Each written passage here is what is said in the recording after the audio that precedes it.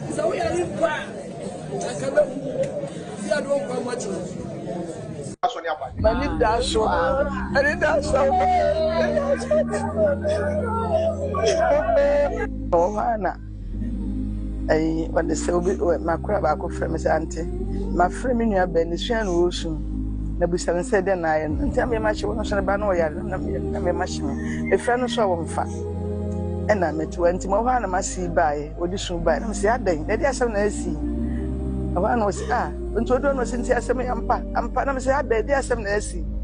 And I was saying, they said, bring the preview about my Benas, and so what Tim was saying, I'm seeing them better. What kind of sin and Benew? No, Miss Wumui, I said, no quite G, yet the Necohen, she said that a beyond the Yamayan Adam, yet the Neco to G. Ambassador from the firm said, do or no whole G, no whole your party, in Abbott, and no shooting on the Bacassa, I'm seeing you. Inti, yet the Mefame co apostle fee. Until a person I catch them say, well, Minabuta, come here, they are mean who be moved. And it's some better or the Abba. Eto bana edu oko mo yes Akwaje to so sen ona e ka chi ona to so nsia woni da so.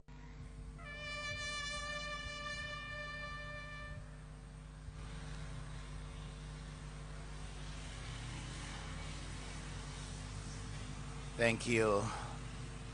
On this somber occasion, may I respectfully invite all of us to observe a minute of silence in memory of our fallen heroes.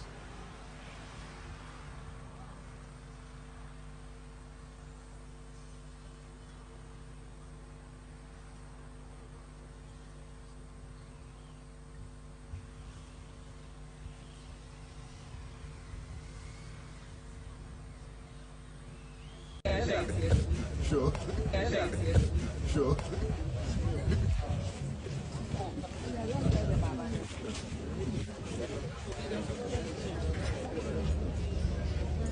Hold on. Bro. What's up? Clear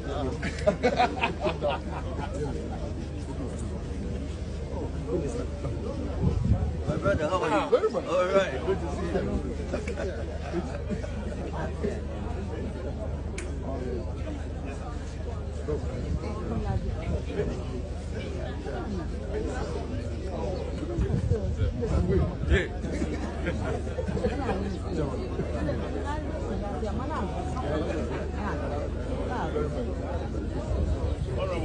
How are you?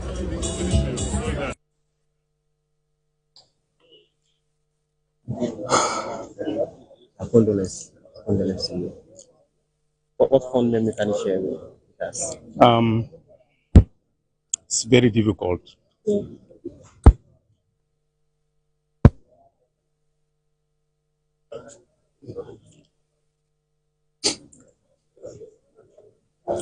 So, the Honorable Mutala, I don't even know where to begin.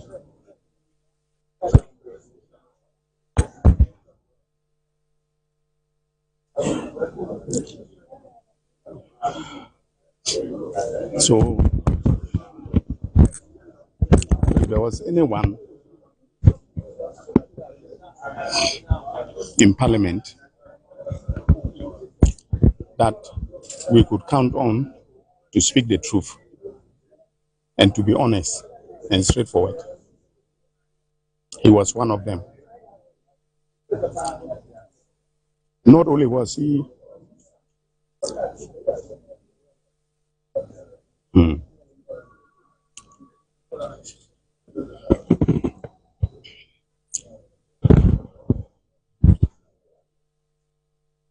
God, this is really very difficult. You know, in our politics, integrity is a very rare commodity. Extremely rare. But this young man had it all. He loved this country. He loved the NDC as a political tradition. He spoke true to power. And that is what we need. And Ghana has not only lost a rare commodity in our politics, in the person of the Honorable Mutala, but only someone who is also, at the same time, very patriotic. And for me, it was his commitment to do the right thing that stands out very clearly for me. Anytime he rose on his feet, he took on the system and made sure that he spoke his mind on every aspect. I remember distinctly at caucus meetings, he would storm out because he thought that we're on the wrong path. And many a times, I agreed with him. Sometimes we'll go back and listen to what he said, and we realize that he was telling us the truth. So for me, it is extremely difficult to think of a situation where I will no longer hear his voice in Parliament. But I'm very sure that he has left, even in this short political career, the Honorable Murtala Mohammed has left an indelible mark. And I'm just hoping that as we go along, we will continue to bear in mind some of the things that he fought for and then continue from there. Two thoughts from him. Honorable, so good afternoon. You are live on Metro TV. It's a very, very unfortunate situation as we speak. What would you say? I mean, when this news first broke yesterday, how did you feel?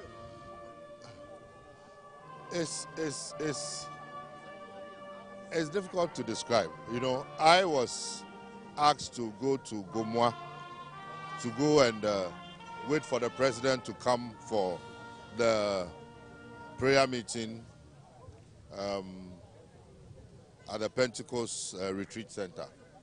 So I was there, and we were just waiting for His Excellency to arrive, and then to see Reverend Wangam, and he gave some kind of confirmation. So it was evident that the president couldn't come, so I left.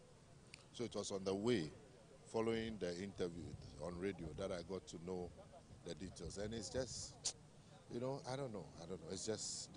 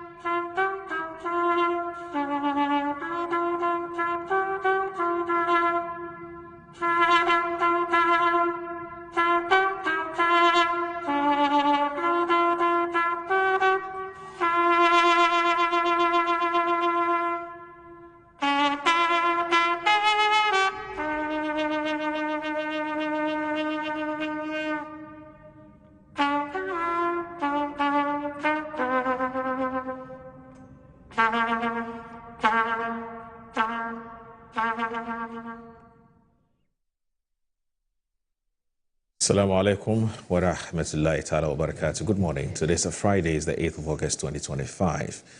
This is the day the Lord has made, and indeed we're glad in it. We want to say a big thanks to the Almighty Allah, or God, for bringing us, for giving us another rare privilege of returning here to bring you Good Morning Ghana, and to bring you what the nation is talking about. And my name is Audu Moro. I'll go straight ahead and look at what the newspapers are reporting this morning.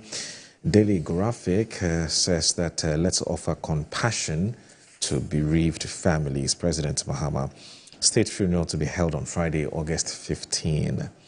That's on the front of today's Daily Graphic. The Ghanaian Times says that a helicopter crash. President leads flower laying 3-day mourning for victims begin. World leaders mourn with Ghana. NIB PLC donates in support of Agnes Owusu's surgery.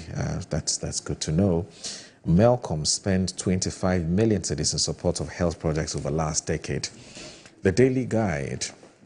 Mahama, Julius, Deborah, Weep, ceremonial guarding open to public. Atoforsin, Amabua, caretaker ministers. World leaders, others sympathize with the nation. A crashed helicopter black box found. The Inside. Presidency announces task force to probe helicopter crash. It is helicopter crash. GJA, Pring Park, console families. Nation over tragic loss of 8 statesmen. 80 years since Hiroshima and Nagasaki, the U.S. still grapples with the legacy of nuclear war. Okada Motor Partners, a commercial national motor riders union to empower riders and push for formalization. Tension brews at Awudwa as chieftaincy crisis looms in Apinto Divisional Council. Stratcom Africa announces 13th edition of Ghana Garden and Flower Show in Accra. The Herald newspaper says inexperienced pilot, bad weather, human error. Blamed for helicopter crash. Senior Air Force officers could be culpable. State funeral for Maneboama, Murtala Mohammed, 6 others next Friday. President Mahama. NCA draws closer to suspend DSTV's license over price exploitation. Mahama appoints acting ministers for defense and environment after tragic helicopter crash. Industrial zone giant pledges to transform Ghana's manufacturing sector. The Daily Statesman, Education Ministry to reintroduce art, craft, needlework in basic schools. Land rights cannot be sacrificed for reform. Ghana unite in grief over tragic death of 8 in helicopter crash at Okufocho's MPP flag bearer vetting committee. Daily Post, armed forces to conduct full, transparent investigations into helicopter crash. Mahama. State funeral for helicopter crash victims to be held on August 15 at Black Star Square. Helicopter crash tragedy represent a deep personal loss to me, Mahama. Remains of victims flown to South Africa for forensic examination. That's how it's supposed to be. It remains. I keep seeing mortal remains. It's bad English, and you know, as journalists, we're supposed to know better. There's nothing like mortal remains. It's a bad phrase. It's a terrible phrase. It remains. There's nothing like mortal remains. Please, let's get these things right. BNFT says that NCA serves multi-choice with notice of intention to suspend broadcasting authorization. Melcom Group spends 25 million cedis on community projects in 10 years. Oil palm sector faces sustainability crisis as climate market shocks persist. Mixed reactions greet new cocoa price. And as Parliament urged to pass Project Management Act to end wasteful abandonment of national projects. And the Catholic Standard says Cardinal Texing and fellow priests celebrate Golden Jubilee. Pope Leo XIV inspires a new generation at Youth Jubilee in Rome. Nation mourns as helicopter crash kills ministers. President declares 3 days of mourning. Church mourns fallen patrons in helicopter tragedy. And as Africa's church charts a bold path of hope and peace. And as always, and as usual, there's an editorial. Grief united, Ghana must demand answers. So these are the front page headlines of the various newspapers that we received this morning. Please stay with us. This is Good Morning Ghana. Don't go anywhere.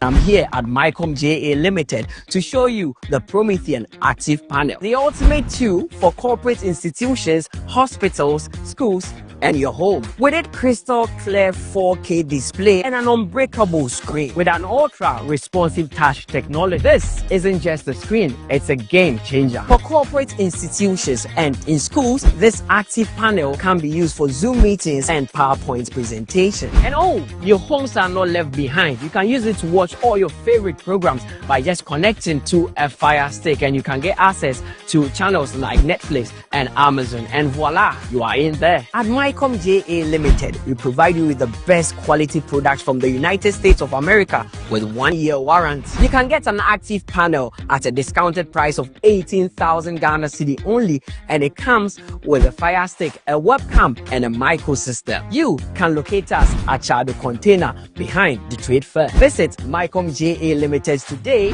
and elevate your tech.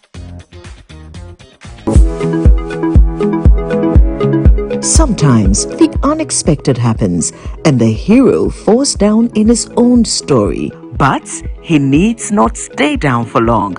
Cosmopolitan Health Insurance is your trusted health partner. Whether an individual building a business, with Cosmopolitan Health Insurance, your medical care is our concern.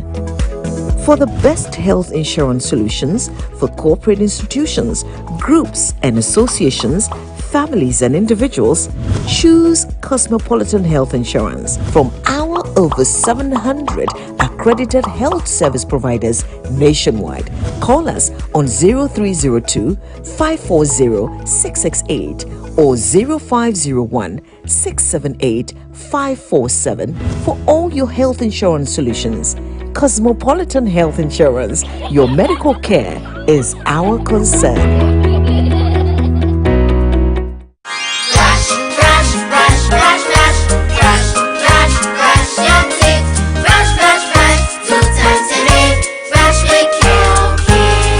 Hello, my friends. My name is Kelkit Toothpaste. Wow. I was made to be gentle on your gum but protected. I will protect your teeth from cavity, make your teeth whiter, stronger, keep your mouth fresh all day. And best of all, I'm strawberry flavored. So put on a smile and try me. That's amazing. Just try me. That's my job. If you say so, jump on my brush. Makes your teeth stronger, chicky whiter, chicky stronger. Yay! You did it! I'm glad you like your new toothpaste. Don't forget to brush both day and night. Kelkits, happy smile.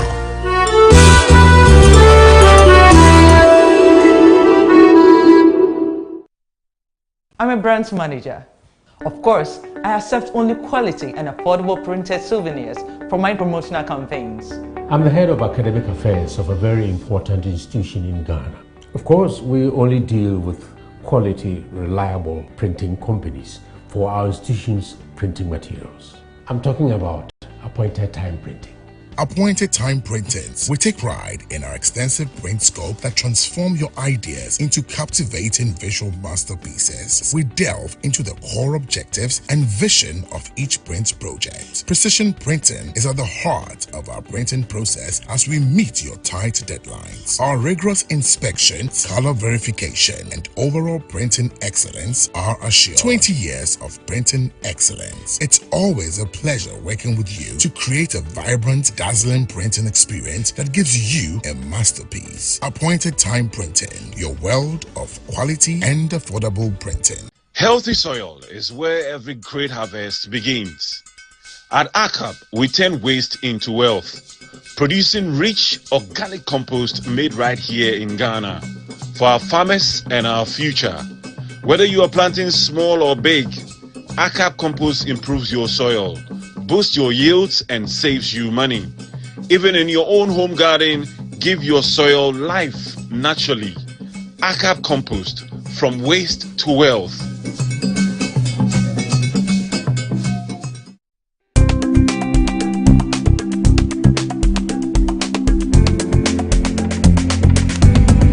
Wezalo Amarab. Yes. Ghana Tourism Authority welcomes you to the 2025 African Marketing and Technology Conference. From digital storytelling to destination marketing, welcome to Ghana, the gateway to Africa. Come here and build high-valued network. And of course, you build this network with great industry leaders. We can't wait to host you. From our immersive cultural experiences to the plethora of our sun, our beaches, our gastronomy. Woo! We are asking all of you to come network at this beautiful event that will actually teach you the real value of marketing to tourism. Yes, the Aquaba Night. Come and experience our rich heritage. Come and dance to the beat and rhythm of our music and culture. This is Ghana Tourism Authority.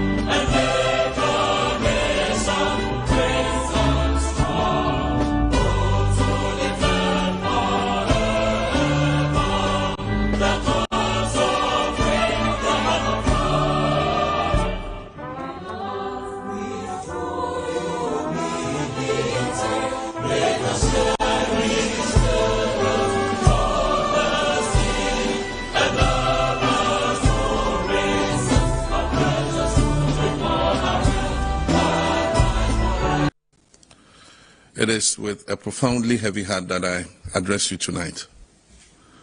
Yesterday, a tragic helicopter crash in Adansia Krofom claimed the lives of 8 cherished members of our Ghanaian family. The victims of this accident include 5 passengers and 3 dedicated members of the Ghana Armed Forces.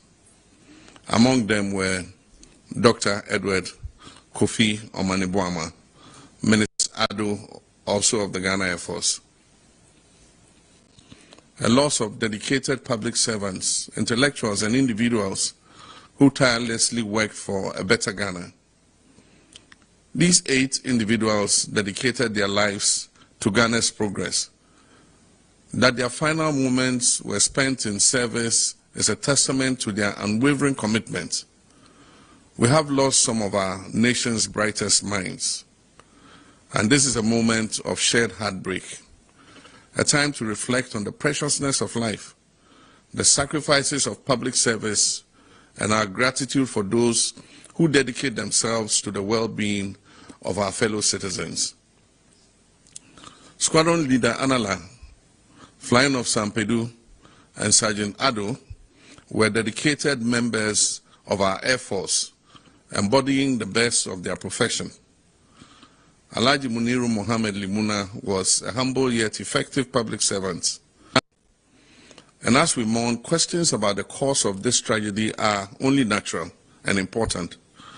And I want to assure the families and the nation that the Ghana Armed Forces has initiated a full and transparent investigation into the circumstances of this crash. An investigative board of inquiry has been set up to investigate the cause of the crash. The flight data and cockpit voice recorders have both been retrieved. All 8 of the bodies of our departed comrades have been retrieved, and the government is in close touch with the bereaved families about identification of the bodies and final interment. In this moment of national grief, let us remember that we are above all Ghanaians, united not just by our nationality, but by our shared hope, our shared humanity, and now our shared sorrow. Let us set aside our differences and offer our collective compassion to the bereaved families. This is not a time for division, speculation, or political point scoring. It is a time for strength, for empathy, and for the enduring Ghanaian spirit that still stands tall when all else has failed. Let our words be of comfort, our actions be of kindness, and our unity be the tribute we offer to those whose lives have been lost.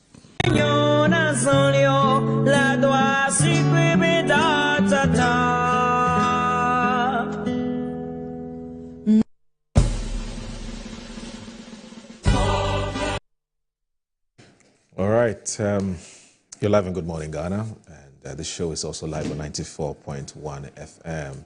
That's on your radio dial, and so please tell a friend to tell a friend to tell a friend. Some of you have given us some very positive feedback about your experience with monitoring the show or following the show on 94.1, and so just tell a friend to tell a friend. It's good. So joining us this morning, representing the ruling NDC, is a very good friend of mine. That's Wanda Madilo. He's a member of the NDC's communications team, but he's also an entrepreneur. And he's joined us here, understandably so. He's donned, or he's clad in a black apparel. We're all mourning, aren't we? Good morning, Wanda. Yes, sir. It's good to see you. Oh, good morning. I hope you're doing very well. Couldn't be any better. Yeah. You don't look like you've been able to sleep. Looks like you've had some sleepless nights the last 72 hours. Some of us do have, a more close relationship with some of our brothers who have lost their lives. Yeah. Omani, in particular, is a senior, a friend, a brother, call it a counselor. And I worked when I was president of NUCS. We have had a lot of discussions on the interest of students, even though at the time he was already in government, but one of the things he kept telling me those days was that leave a legacy. That's all there is. It doesn't matter whether you're MPP or NDC, just leave a legacy. And so that guided me throughout the period of being president of NUCS. You know, he was himself a former president of NUCS. Yeah. And so he was a senior. I think he was 2003, if I'm not mistaken. Yeah. And it was a very difficult moment. I have to be fair. It was a very difficult moment for me, personally. And then Ibrahim Murtala Mohammed, doctor, was also NUCS rep to ASU as Deputy Secretary General, representing the National Union of Ghana Students at ASU. So I've had very close relationship with them. I'm talking about from 2007 all the way to date when we came into the National Union of Ghana Students fraternity. And so I've had that touch with them. And the news was a devastation. Somebody actually called me. I was on site. We were working. Somebody called me from all the way from Ho and said, "Have you heard the news?" And I'm like, first of all, my heart just dropped. Yeah. And then I said, I didn't even ask what news. I just said, "Oh, okay, I'll get back." Then I quickly went on our security pages, you know, to find out what was happening. And lo and behold, it was the news of the crash.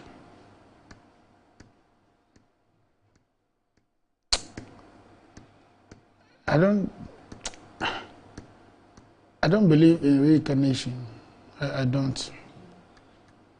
But I think that if there's anything at all God can do for this country, is to reincarnate some of these fallen heroes for their hearts, for their goodwill, for their integrity, for standing for something and making all of us believe that the Ghana we want is possible.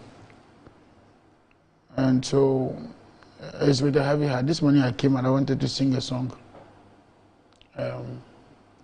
At least it would give me some respite in terms of the pain that I'm going through, so that all Ghanaians can appreciate the legacy, the value, and the essence of life. Yeah. What else do we want? Young men, early 50s, 50, 51, not in the line of their personal duty or life or anything of the sort, but safeguarding the interests of this country on a larger scale in terms of development, managing our natural resources, and making sure that all Ghanaians benefit from the value God has placed in some of these resources. And today they are no more, under very bizarre circumstances. I will speak to the accident in a jiffy, but I think it's a worrying trend now. The president has well spoken. We are all pleading with the families, loved ones, external and close, and all Ghanaians to exercise a little bit of restraint on these matters. We have all seen pictures of how these people were conveyed, you know, from the scene of the accident to the various places, and that was very appalling. Ghana Armed Forces have disappointed some of us in this particular tragedy. Known for disaster preparedness, I did not expect that 2 hours after such a gory event, the Ghana Armed Forces still showed up with cocoa sacks, as it were. When there are body parks, even the police service has it, NADMO has it, Ghana Armed Forces. It's bad. And on top of it, we didn't even care. We were showing it on live television, showing it on, and then the international media also picked it up. I think that is weird, that is bad. And that should never happen again. And then you now see text messages flying around that people should pull down those messages. I do agree, but the dignity of those that we lost, the families we lost, the pain and the agony, the least we want to do for ourselves is to get people seeing the dignity of the dead being treated the way it was. And the Ghana Armed Forces, we beg them. Moro, as sensitive as the matter is, I need to speak to a few things with the Ghana Armed Forces. I think the president has been very high-handed in dealing with this matter, very frontally. You mean that you have a Ghana Armed Forces, okay? That they are commander-in-chief, as it were, I mean, in just general knowledge, which is your minister, sector minister. Not just a sector minister, a cabinet minister for that matter. Not one, two were on board that aircraft. Even the Air Force One of the US, when it's traveling, has about 15 other aircraft that are accompanying the aircraft, just in case of emergency. And you mean you have your boss, the defense minister, on a flight with another minister on the flight, and did you realize that there's no security detail in that? Because there are 3 crew members and the others civilians who are government officials. So there was no security detailing. And now when the event happened, they couldn't even trace exactly where, because there was no trail or trailing of what was happening. And without any shame, no embarrassment, when the issue broke out, the least we could hear from them is that the aircraft was lost on their radar. Yes, that may be information management, but that is also poor planning. That is also poor planning from the military. That your boss is traveling and there's no security detail. So imagine, God forbid, that even if it was not an accident, it was a hijack from any source, from anywhere, or somebody did whatever, we will still be telling the story. So it's not as though we just want to sweep this under the carpet and say it's just an accident. It may just be an accident, but it is because somebody was negligent in his duties. 5 government officials, no security. Where were they going to land? And if they landed, what was the preparation on the ground? What about in the air? You saw how long it took them to locate where the aircraft has, supposedly fallen and all that. Yeah. Now, even if there was a scintilla of hope for anybody in that aircraft, the long duration of about hours to find them alone is enough time to bring us this kind of havoc. And so the Ghana Armed Forces have disappointed all of us. We have always thought that they were, if it comes to disaster preparedness, if it comes to defense of this country, if it comes to security of this country, they were top notch. And I didn't expect that some of these things will happen. The president must dispassionately be interested in how all this occurred. We are told it's not the first time. A couple of things have happened before. There have been forced landings or emergency landings, some areas and all that prior to down. We are paid. But in as much as we are paid, we are also careful that these things don't recur. And that is why we need to find a lasting solution to some of these problems. It's not the problem of the NDC. It's a problem that knows no political color. President Kufuor just spoke and said that in 2007 he was almost involved in the plane crash. Albeit same managed by same colleague group of people who are entrusted with state resources to maintain those aircraft, to ensure safety, to ensure they are flight worthy, to ensure that lives are protected and saved. And we get this kind of service. It's a difficult moment, but it will not be lost on us that once upon a time, the military, the Ghana Air Force, failed this country. I don't even want to think of and conjecture about who else could have been on that aircraft. And so, We hope and pray that these things don't happen any longer. We just hope that we can find a lasting solution to this. If the Ghana Armed Forces need a partner in managing their fleet and all that, they should tell us. If you lack the requisite knowledge in handling all this fleet, tell us. President Moose did not just build the hangar very close to the Air Force base just for nothing. And so when the airport expansion was done, the first time, President Moose built a hangar for them. What is a hangar? A hangar is where aircraft, like a workshop of aircraft, where all these issues are checked before the aircraft takes off. Now we don't know. We are not too sure what happened to the aircraft. The report will eventually come out. But I think this is avoidable. A distance of from here to Obuasi of a helicopter and a crash. Let's hope that it's just an accident. If not, that is bad for almost all of us in this country. Can the president feel safe now to fly on any of those helicopters in this country, at least for the period that is president? Would you, Moro? Sometimes journalists are flown over because of emergency and time constraints. Would you, Moro, be willing to fly on any of those helicopters? I'm not sure. You're not sure? So beyond the trauma that we have been placed in as a country, is the other trauma that affects governance. You raised, for me,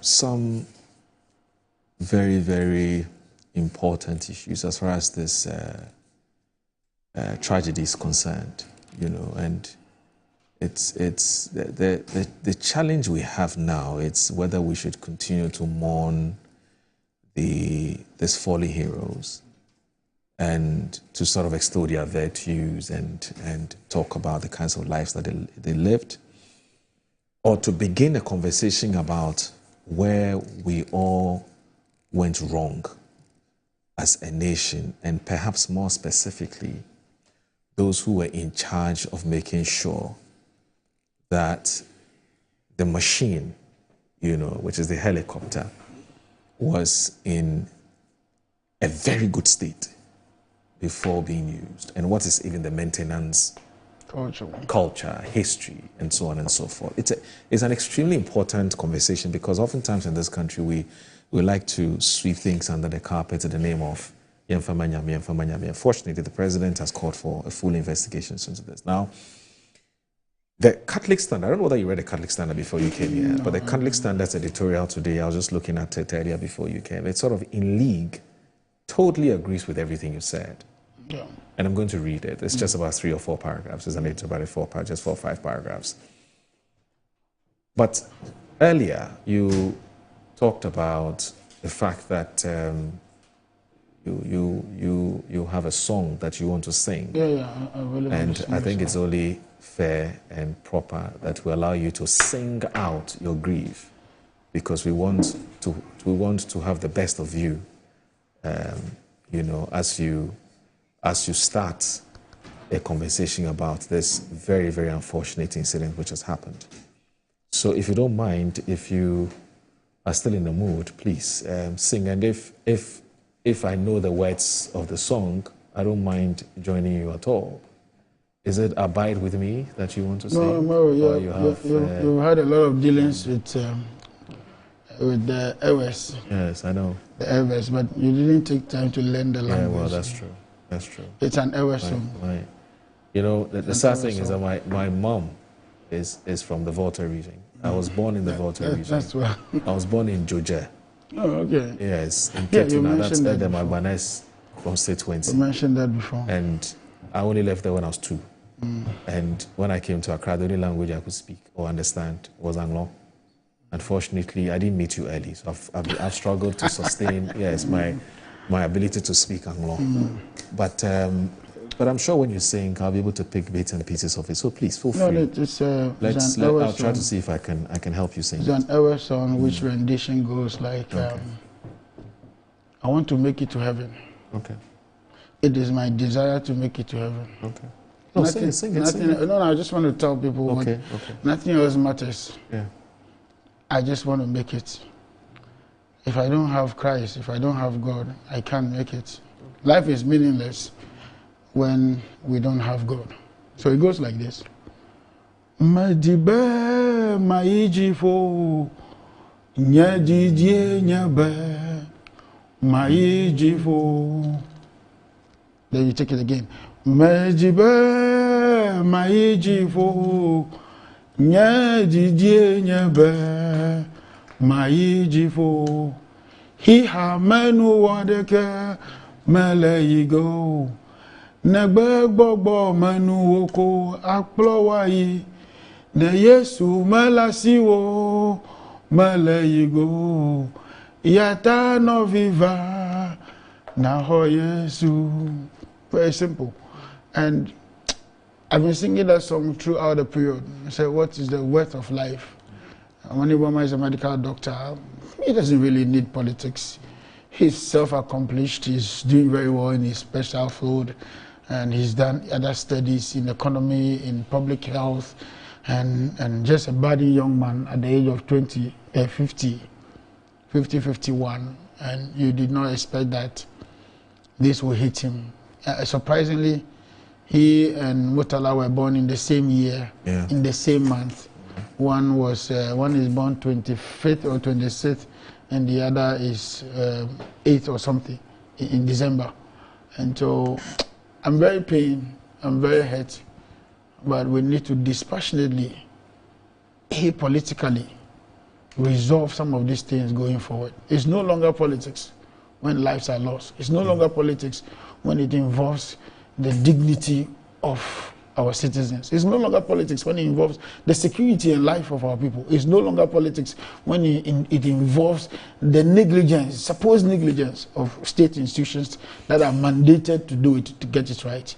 And I'm so disappointed. If the military can't get it right, I don't know who else can get it right. They have all the facilities in this world to make sure that, you remember that our 1992 New Republic was founded on somebody like former President Jerry John Rawlings. And he was a flying officer. The world came to know Ghana for our flying virtues. I remember when Obama was coming to this country in 2010 or so, 2008, 9 or whatever. It should be 2009. Because that was President Mills at the time. President Mills, yes, 2009. So that's 2010, I believe. Whatever. I remember Ghana's Air Force was one of the ones they praised so much. I was very much involved in that transaction and I was the one arranging for accommodation for almost all the troops that were coming. They brought in about over 280 men, in uniform, and then those not in uniform. I personally hosted them in various hotels in this country. 2009. 2009, and I worked very closely with the Air Force at the time about movements and all that. And so it grieves my heart that after how many years, from 2009 to date, 16 or so years, we still have a situation where the Ghanaian forces fails us. It's painful.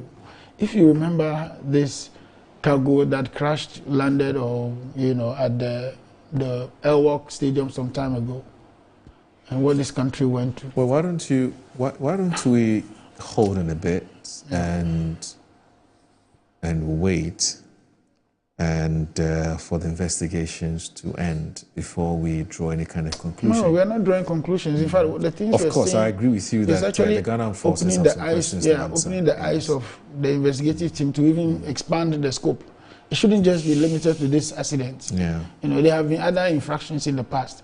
We're just calling on them to take hold of some of those things, so they can have a more holistic report on this matter. I totally get where you're coming from.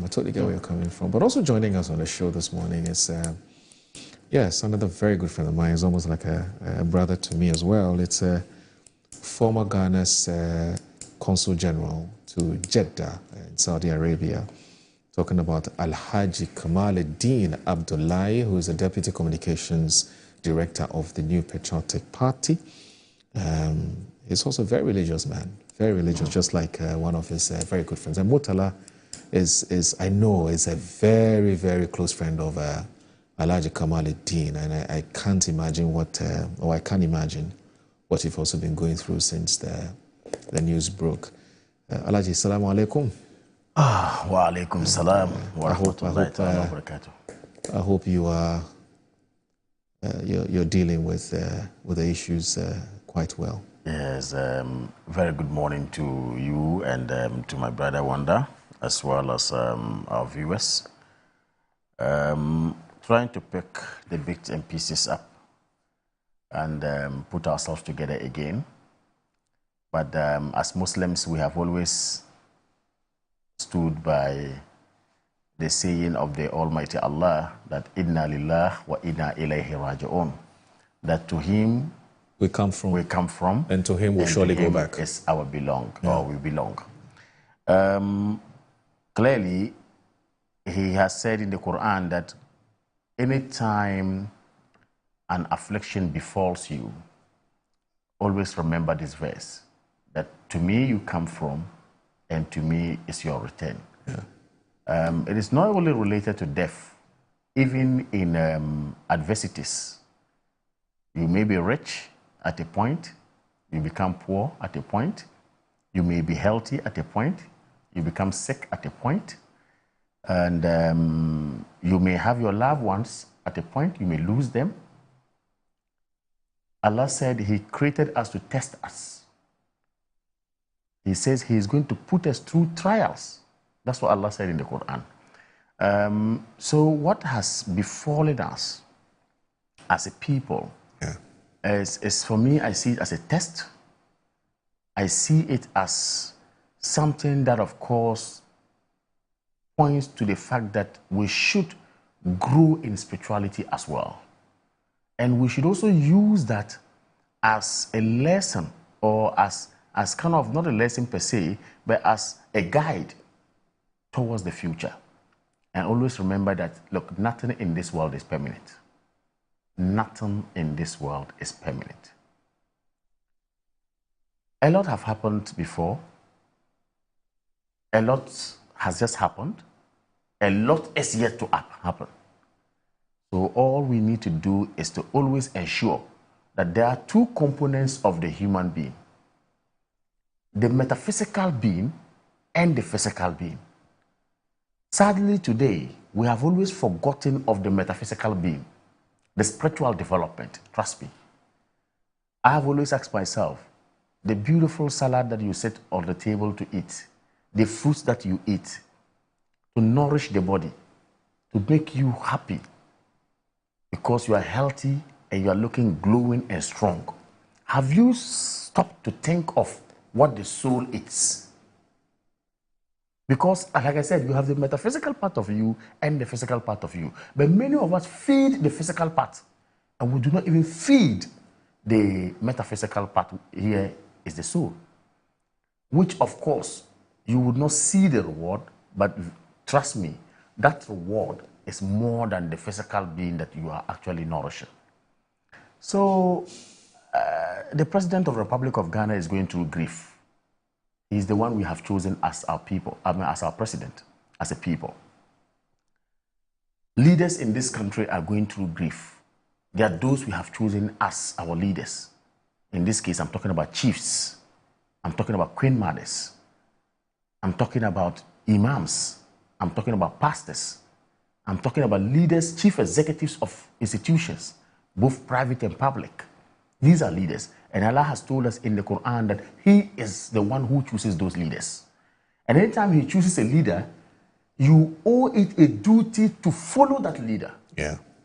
That is why He says, Ati'ullah wa ati'ur Rasul wa uli amra minkum. That follow me, Allah. Follow the Rasul, that's the messenger I have chosen for you. In this case, Prophet Muhammad sallallahu alaihi wasallam. Yeah. And of course, uli amra minkum. Those who are leaders in your society, within your setting, I have chosen them. Follow them.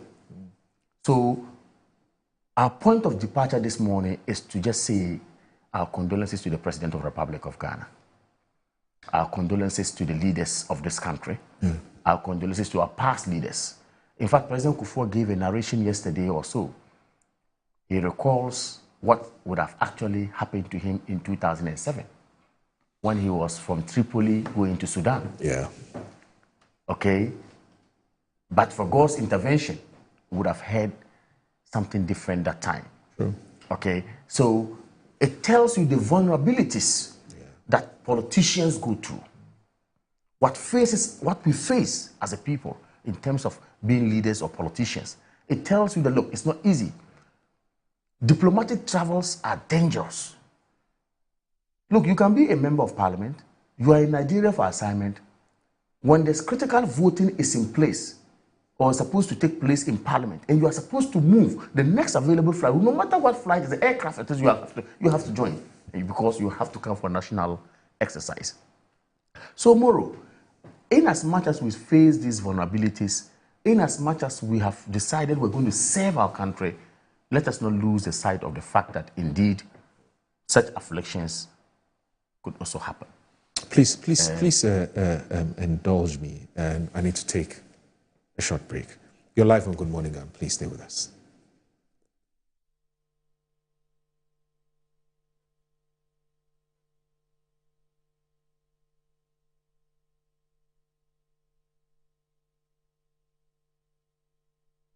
At Mycom JA Limited to show you the Promethean Active Panel, the ultimate tool for corporate institutions, hospitals, schools, and your home. With its crystal clear 4K display and an unbreakable screen with an ultra responsive touch technology, this isn't just a screen, it's a game changer. For corporate institutions and in schools, this active panel can be used for Zoom meetings and PowerPoint presentation. And oh, your homes are not left behind. You can use it to watch all your favorite programs by just connecting to a Fire Stick, and you can get access to channels like Netflix and Amazon, and voila, you are in there. At Mycom JA Limited, we provide you with the best quality products from the United States of America with 1-year warranty. You can get an active panel at a discounted price of 18,000 Ghana cedi only, and it comes with a Fire Stick, a webcam, and a micro system. You can locate us at Chado Container behind the Trade Fair. Visit Mycom JA Limited today and elevate your tech. Wabedum tamaso. Hey, J. Watch it, na learning. Missy, watch and learn. Makwema besisia. Abozege. Akache say no ya konate and the more drink woman. Hey. But I didn't mean. Oh, sorry. She knew her old dish. Eji. Dabio, baby wom. Ready. Hey, baby wom. Uncle. Ah, Eji. I'll cause some discomfort. Uncle. Sorry, well, uncle, where would the dad? Why your funeral? At to phone for Aerofield Trading. Sorry, it killed them all. No mum share landa danya was mosquito call esudu womunumu. Na say spray with them musa. Try sima edronum ansana ko dynamo. And kratoi FDA ajatum. Wope iPhone papa. Ye wo homa. So open iPhones accessories papa dia menhwe baby ya me akwa ba EBA phones and accessories. Sebani EBA yeton iPhones any ho accessories. iPhone 50 XL cost 16 Pro Max. Accessories ye wo charger, AirPods any iPhone ho akade nyina. Yanoma ye ni sikapudu e de beto iPhone. Say ya ankrankre, boja and na say abon adwuma ye phone nyina. For 40% beji iPhone bia ope. Na ni aka no wo de bosome miensa. Etua ne nkakra. E kwan ya obefa so de achi enyi. Dial *713*5571#. Oba, sheno so se wo de wo Ghana card. Ene nia e kire se wo ye adwuma. Hwehwe ye kire kwan e wo circle mo. Ene tiptoe line ye ni modern photos enchen ho a. Afein so se wo ba American Mall ye ni odo rice ene di nhwani. Kuma senso ye wo edum Central Prisons runabout Ejekum Abonsan ni mo. Freyen e wo numbers na ebu screen ni so no. EBA phones no hassle cry. Are you a headmaster, headmistress, Parent, teacher, or an educator looking for high-quality textbooks for preschool, primary, and junior high school students, look no further than Advocate Publishing Company. Advocate Publishing Company is a leading publisher of educational materials in Ghana that publishes very engaging, interactive, and comprehensive textbooks that meet the needs of students, teachers, and parents. Our textbooks are thoroughly published to make learning fun and easy. They are also designed to stimulate critical thinking, problem solving, and creativity in students. Make Advocate Publishing your preferred choice for all your educational needs. Explore our range of textbooks and educational resources. Visit us at the old GNTC yard near Kingsway, Accra. You can contact us on 0503 786 776 or 02408 06354, also 0531 600360, and connect with us on Instagram, X, and Facebook at Advo Publishing. Don't settle for less. Choose the best. Advocate Publishing Company, empowering young minds one textbook at a time. Thinking publishing, think Advocate Publishing. Yes, next. Hey, Nadia Benson. Me didn't tum. Mr. Friend Calico, just call me cockroach. Now, Mr. Friend me once now. Hey, that's you. Improve car. Yeah. Captain Mosquito, double the accent.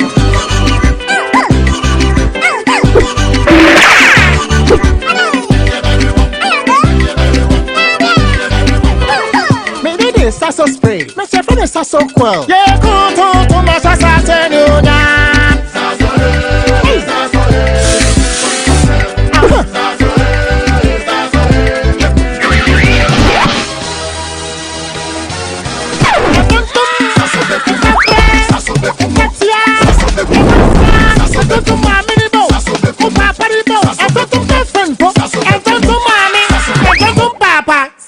Come tum preko.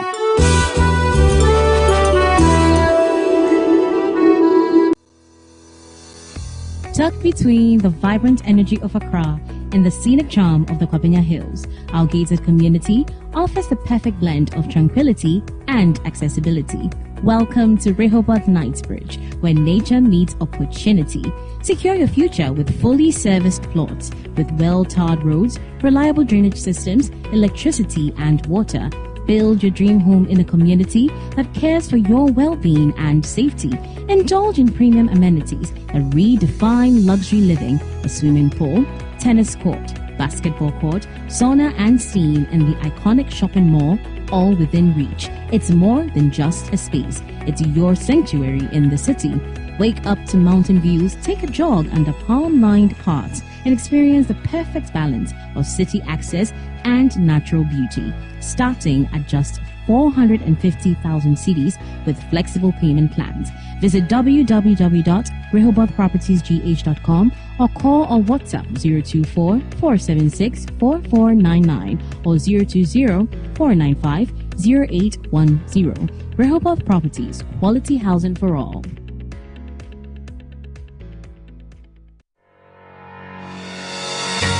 We brought you the first two conferences, which were awesome. Great leadership ideas shared. On popular request, the third in the series of Women in Strategic Leadership Conference, put together by ASWAM and Tarragon, comes off on September 24 to 27 at the Plash Camp Chache Resort, Adan. Come, engage with astute women with great leadership ideas and skills on the conference theme, Women at the Helm, Driving Strategic Change. On the bill for this special conference are outstanding women such as Genevieve Pearl Duncan Ubobi, banker, trainer, SME consultant, speaker and author.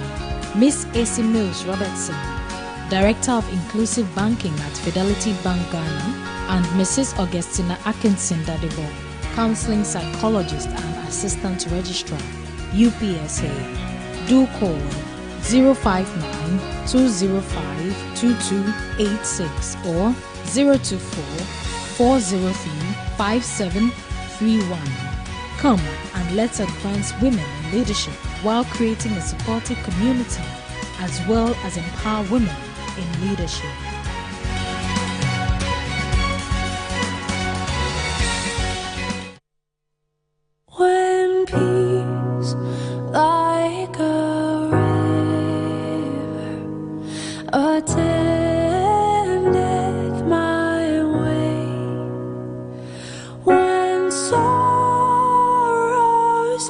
like sea billows roll. Whatever, my Lord, thou hast taught me to say, it is well, it is well with my soul. It is well with my soul. It is well, it is well with my soul. Though Satan should buffet, though trials should come, when You're live in Good Morning Ghana on Metro Television. My name is Aldo Moro. I'm here with Kamaluddin, Alhaji Kamaluddin Abdullahi, who is the Ghana's former Consul General to Jeddah in Saudi Arabia. He's also a Deputy Communications Director of the NPP. Also with us is Wanda Madilo. He is a development analyst and also a member of the NDC's communications team. And also he's a businessman. And where, as you know, we're still grieving, and we're talking about this very, very terrible event that happened on Wednesday, and matters arising. So I'll let you land, and then we can toss some of the issues that have come up. So, like I said, we should just see this as an affliction and as a test. And like I want to also associate myself to what Wanda said when he was ending his submission, that look, let's take politics out of this. This is a journey every single person on earth is going to embark on. How yours is going to come, you never know. Mutala wasn't sick. Alhaji Limuna wasn't sick. Former defense minister or immediate past defense minister who is now late. Yeah. Omani Boama wasn't sick. The officials of the aircraft. You forgot Alhaji Limuna. I mentioned Alhaji okay, Limuna. Sorry. Right. Okay. These were people who were very healthy, who left home for work only not to return, but to return as cargo. And even the cargo is supposed to be taken out for forensic investigation to establish whether or not which one is whose cargo. Let me do this that's quickly. How sad it is. Let me do this quickly, and I want to beg you. No Let me problem, do this that's quickly. fine. I want to speak to an elderly statesman and a former GNPC boss, and he's a founding member of the NDC as well. I'm talking about Mr. Ato Ahoy. And he's joined us to, as you know, to pay some tribute to our fallen heroes. Good morning, Uncle Ato, and thank you very much for joining us on Good Morning Ghana. Morning.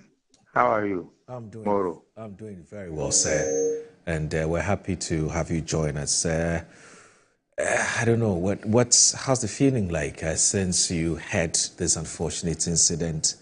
How did you hear it? Where were you? What was your immediate reaction? You know, how close were you with these gallant soldiers who are falling in line of duty? So 4 questions at once, sir. Can I repeat the 4 questions? Let me hear them properly. Yeah, so maybe the first one is, how's the feeling been like since this unfortunate incident for you? George, happy year, Makoye Frio. Metro, Makoye Frio. Hello? Yes, Uncle Ato. I was just wondering how you've been feeling since this unfortunate incident. Oh, that's a question that nobody can answer and say that I've been feeling good. Yeah. I've been feeling down, totally down, and I finished crying. So that's how I've been feeling. Where were you when the incident happened? How did you get to know about it? And what was your immediate reaction? And what thoughts were going through your mind, sir? I was told, I had a phone call, and I was told that the Air Force plane had crashed, and 3 people had died. That was the original information I had. And they even mentioned that Muntaka Muhammad was died. And I said, wow, I've sent people right now to Muntaka to go and see him or something that he has to do for me. Then later, about 30 minutes later, I had a phone call from the same person. No, it wasn't Muntaka, it was Mutala. And that Muntaka got off the plane at the last minute. I said, okay. But I know Mutala also. So I also started making 1 or 2 checks to get confirmation, because things like this, you just don't broadcast them. You make sure that you have solid information. So I called 1 or 2 people who confirmed to me that it is true. But then they are still making checks with the Air Force to make sure that the names are correct. The fact that the plane has crashed was not in doubt. So, yeah, but then, you know, I know almost every civilian on that flight. I know personally. Wow. So it was a great shock to me. And one of them was virtually my son. Omane Buama was virtually my son. Everybody in the party knows that me and Omane, we are very close. But, you know, that's how the world is. God gives. We don't know how we came here, why we came here, and what we are doing here. And we don't know when we are leaving and where we are leaving to. And then all we know is that we will go by all means out of this world. So if we intend to leave, we will also be leaving pretty soon. God never told us how we are going to leave this earth. We are all hoping that we'll live in a nice state. And that's all that I'm praying for my fallen colleagues. I mean, quite clearly, this is very, very personal to you. I'm talking about this tragic loss. Oh, yes, yes. I spoke to Mutala 3 days before the incident, you know, and he told me a number of things which have nothing to do with this. But then I'm very, very distraught, very shattered. You know, we've heard some stories, and I'm sure that you, because of your personal and very close relationship with Omane Buama, you'll be able to tell us a bit more. We're told, for instance, that in the case of Dr. Omane Buama, he's an only child. And one of the things that Omane Buama was always praying and hoping for, that he will be able to, you know, make his mother proud because of everything she's had to go through to raise him, you know, albeit under some very, very, very difficult circumstances. But what do you know about this? Have you had any kind of conversation with Dr. Omane Buama about his relationship with his mother, what he's personally told you about his own plans and his own ambitions for his mother, etc., etc.? Is there a story there? Is there something there that you can share with us? Yeah, what you heard is true. Okay. Both of us shared a common history. I'm not an only child. My father and mother had 6 children, and my mother had 8 children. But I'm not an only child, but I was brought up solely by my mother, because my father died when I was in secondary school from 1. And I was then brought up by my mother, and she made sure that we were all right. So me and Omane, we used to talk about these things And I know Mane's mother very well. I know their children. And the reason why the wife is not around is that she has taken the first to UK, where she has gained admission to London School of Economics. And she went with her children. Hopefully she may be coming back anytime around. When she comes. Uncle Atu, I think that you're drifting a bit away from your phone, so we're struggling to hear you. If you can get a bit closer to, you know. I'm lying in bed. But hello, Uncle Atu. Oh, okay. I guess that we have some connection challenge. We'll try and re-establish contact with him so that we can hear. It's a very, very important story that he's telling us about his relationship with Dr. Manebuama and relative to Dr. Manebuama's relationship with his mother, what he wished for his mother, what he wanted to do for his mother, and the fact that he's an only child, and Dr. Manebuama's wife, and what she's doing abroad, and so on and so forth, and how soon she'll be expected back home, and so on. We thought it was a very important account of important information that he was sharing with us. We'll try and get Uncle Atu back online because we were struggling to hear what you're saying. So I'm still here with Wanda Madilo of the NDC and also Alhaji Kamali Dean of the NPP. But one of the things that you realize ever since we started this conversation is that we're trying to make it as dispassionate politically, as possible. Uncle Atu, welcome back. Hopefully we have a better connection to you or with you now. Okay. Hello, Uncle Atu. Yes.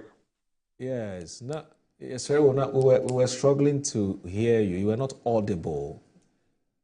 Oh, okay. Yes, so maybe let's proceed and hopefully we'll think things will improve. Yes, you're talking to me about Dr. Manebuama's wife and the fact that she's out of town. She's at London School of Economics to pursue, I believe, is it a PhD or her master's? No, it's a child who's going to London School of Economics for the first degree. Oh, okay. Her first child. Okay. But she has to go with her and the two other children. Okay. To go and make sure that she's settled in there properly. Okay. She may be coming any time this week. So. Okay. Okay. Now, what kind of person was Dr. Manebuama, based on your personal knowledge of him, that perhaps the public does not know? Manebuama is one of the most brilliant people I've seen. You know, it's not because he's dead that I'm showering praise on him, but he was my personal doctor. But you know, you can talk to him about any subject, and he's there. When at a certain point in the history of Ghana and the history of NDC, I was in charge during Professor Melson's time. I was in charge of the finances of the party and the paraphernalia of the party and all the rest. So I have a room in my house here, which my family calls party office. That's where I kept all the party paraphernalia. At a certain, I think around 1999 or 2000, I said I'd had enough. So I packed everything with the money and everything and went and gave them to Omani and said, Omani, I hereby bequeath all these things to you. You are now going to take charge of the party items. So that's the sort of relationship I had with him. So that's why I say he was virtually a son to me. Wow. And I remember when Atamels was alive, he held a meeting at the castle where the current president Mahama was there. chairman of the party now, Asirin Kacha was there. The late chairman of the party, Kwabena was there. And a whole host of people, Kwabena and all that. And that Tamil was trying to fashion out his cabinet. So I remember very well me telling the meeting that Omane should go to environment to partner the late Sherry Aite. So that's how come that he got his first appointment and was appointed as the Deputy Minister of Environment, Science and Technology. And from there, he kept on going higher and higher on the political ladder. So I can say that I had something to do with his progression in the party, something to do with the way he took. But then I forgot something. You know, when Professor Mills was alive, he called me one day to his office and told me that, Hato, I want you to make sure that all the former presidents of NUCs and presidents of the SRCs, you recruit them into the party, to the NDC. So when I got that instruction, the first person I contacted was Haruna Idrusu. And Haruna Idrusu gave me the telephone number of Omane. So I contacted Omane. Omane at that time was not a member of the NDC. He didn't like NDC. He was a supporter of MPP, like all young people who, when they get education, they think MPP is the route for them. So he was a member of the MPP. But I managed to convince him to join the NDC.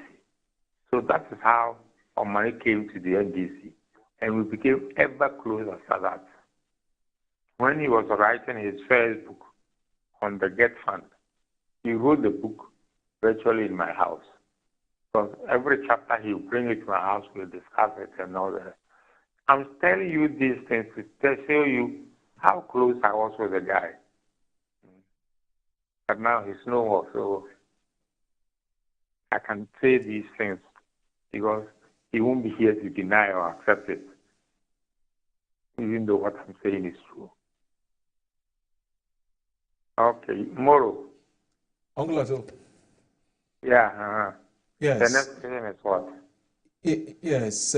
Speaking about books, apparently he had just completed writing or authoring another one, and he was hoping to launch it before the end of the month, something like that.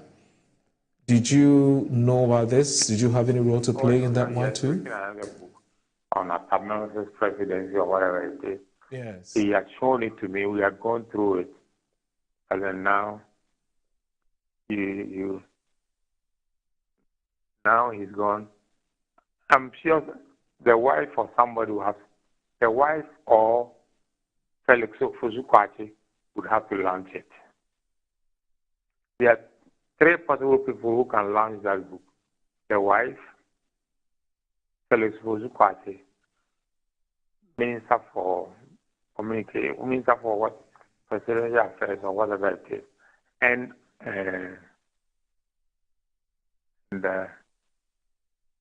Ablaka Okujeto.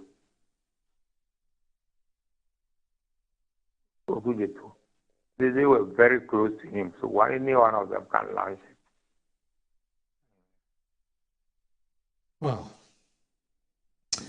what do you think would be, and that's my final question to you, sir, before you take leave of us, because you're a very busy man. But what do you think would be the best way to honor these fallen heroes, if the president were to ask for your opinion? The best way to honor these people is to put their butts in front of where they were. For somebody like my friend, what's his name? Muntala. You can put a bust in front of Parliament House. Not everybody remembers that this was a parliamentarian who lost his life tragically. On one hand, I'm put in front of Ministry of Defense. Then the other military people come in front of Burma Camp, Ministry of Defense. And then in addition to that, we can name streets, important streets, not useless streets, after them. Okay. Angolato, we won't bring them back. So whatever we do on this earth won't bring them back. Yeah. And we can also institute lectures for them, like we've been doing for Atamels and we've been doing for Kufo and some of these people. We can institute lectures. If you contact my brother Kwabna or and Kwan Pepra and the rest, and they can organize lectures for them. Me, I cannot because I'm not too well. Okay. Uncle Atu, we want to thank you first of all for accepting to talk to us on the show today, and secondly, we also want to wish you well.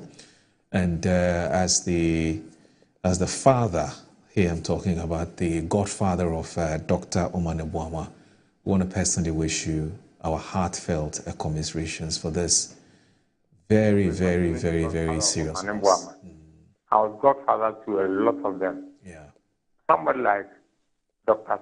Sapon was a very, very close friend. Wow. Mutala was a close friend. I within the NDC, the old guards, some people call them old guards because they've been in the party for a long time. I virtually mentored a lot of them. But now we have to wait for their bodies so we can go and bury them with dignity. Yeah. The book I'm seeing is what? A powerful, what? All right. Uncle Atu, thank you. Thank you so very much. Yeah. That's Mr. Atuaho. Mr. Atuaho is a man of many hearts. Yeah, quite sobering, quite sobering. We all call him Uncle Atu, Uncle Atu. You know, it's a tough one. But he's been, he mentioned them. So Ablakwa, Felix Ofusukwache, Omane Boam, and a number of other people. These are individuals that he personally decided to in as much mentor. As we are in grief as a people, we should also be mindful of those soothsayers who are in cassocks. Yeah.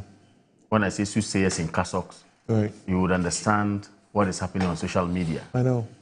And also, I don't even know whether we also have those so-called malams in Batakaris. Yeah. Okay? You see, this idea of, or this thing about prophecies, so-called, I call them so-called. That's why I say soothsayers in cassocks. You know, you see I'm a pastor. I did this, we did that. This is more to come. That is going to happen. I mean, needless. Okay? Yeah. Needless. Yes. I don't know why, we should be doing this to ourselves. You know, we've lost our dear ones. We just need to give them that befitting burial when their bodies are ready, with dignity, as Uncle Atu rightly put it. And of course, forge ahead as a people. I would have to end here by saying again that in as much as I agree with my brother on the issue about politics, not to be introduced in everything we do, I will say that, look, as politicians, we should reach out to each other. I was in Mutale's home yesterday, his residence, to mourn with them, with the wife, the other family members, and all that. Yes, the President of the Republic of Ghana, former Nana Addo Dankwa Akufo-Addo, is on record to have called the President of the Republic of Ghana currently to condole and, of course, mourn with him. Same way the former president, John Ajikun Kufuor, has done same. Dr. Alhaji Mahmoud Baumia has done same. It tells you that almost every statesman in this country is in grief. And that is why we should not let our differences, you know, get to a point where we see ourselves as foes. We are not foes at all. You have your idea, I have my idea. We can always come together, enjoy joy, and then we move on as a country. Over 30 years of democracy is a big achievement that this country have actually chalked. Some countries have tried it and they've never gotten it. So we should not, as young people coming up, okay, in this enterprise, try to do things that will separate us. Yes, I'm not saying that if you are MPP, cross carpet to NDC. No, that's not what I'm saying. I'm not also saying that if you are NDC, cross carpet to MPP. But the point is, stay put with your ideology, but be mindful of the fact that we only have one Ghana. And it's Ghana, when a Ghana that has peace, a Ghana that, of course, has that tranquility, we shall all be happy. I will use this to call on my brothers in Boko and other areas where we have disturbances.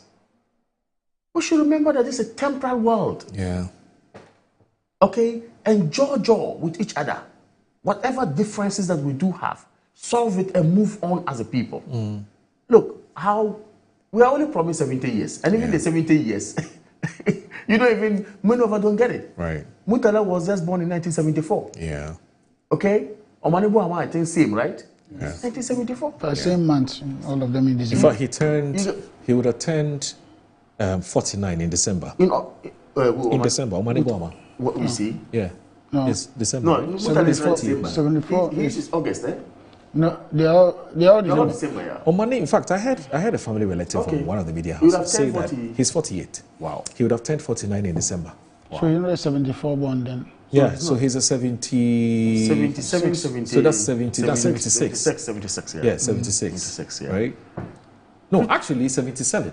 It's 77. 78. 77. So 77, there's a year difference. So there's 78. Okay. Yeah, 77, 76, one of them. It depends on the months. Then Wikipedia got it wrong. So that was basically, I mean, 74. I think we young people should take a cue from this. Right. Okay, and put in the best you can. I am intrigued. I am actually happy by the work he has done with all the busy schedules. Look at the book he's written. There's 2 books to his credit now. 2 books to his credit with all the busy schedules. Because, you know, he's into politics, he's moving here and there, he's a confidant to so many people. Look at the way the testimony Uncle Ato has given. He was a confidant to him. Okay?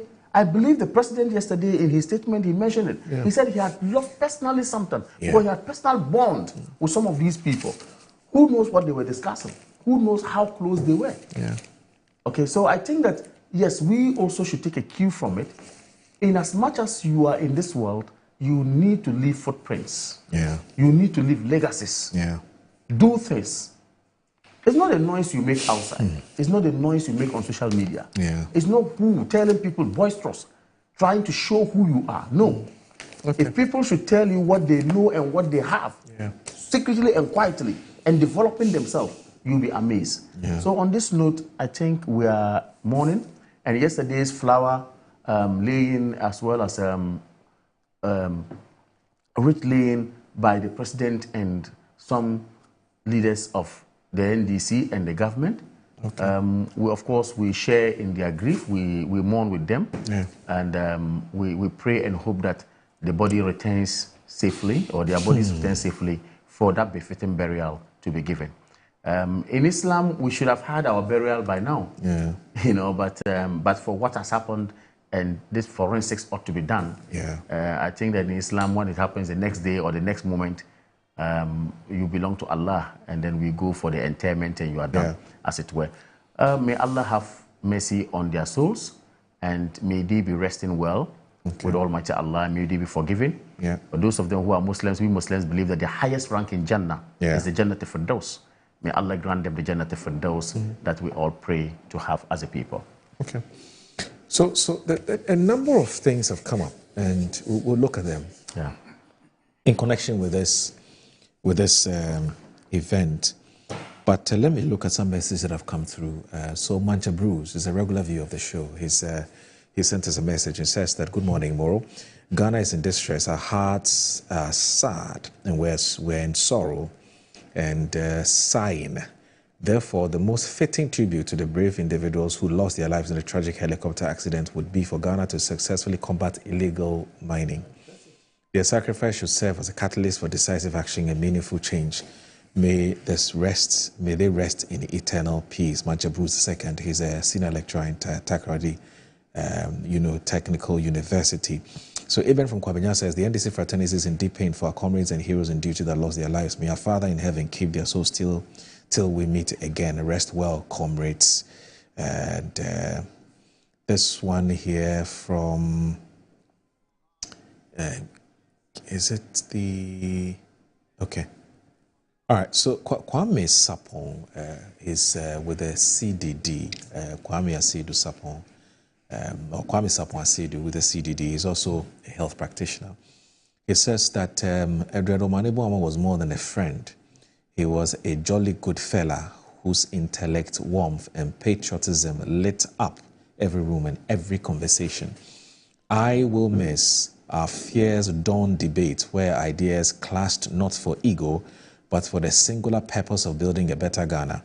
Your unwavering attention to detail, your sharp wit, and your bold courage in the face of national challenges made you a rare breed, a thinker and a doer.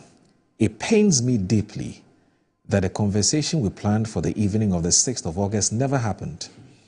I was looking forward to another night of laughter, candor, and your usual piercing questions. Ghana has lost a brilliant mind, and I have lost a brother. Rest well, Doc. This cuts deep. That's Kwame Sapong Asiedu. There's quite some other messages that have come through, but I want us to look at other issues that have come, of course, in relation to or in connection with this matter. And the two of you raised an issue, especially, I think it was Wanda who started it. He was talking about the fact that he hopes that this is one of the things that we intend to sweep under the carpet, even though we say investigations, but nothing really happens. And I was telling him that the Catholic standard and the president agree with him.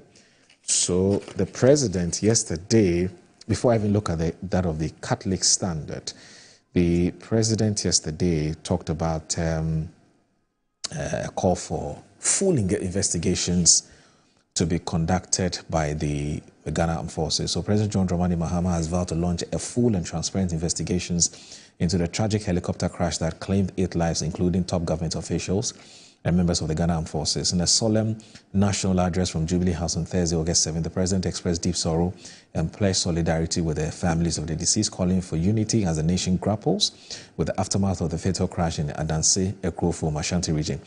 And it says, it is with a profoundly heavy heart that I address you tonight.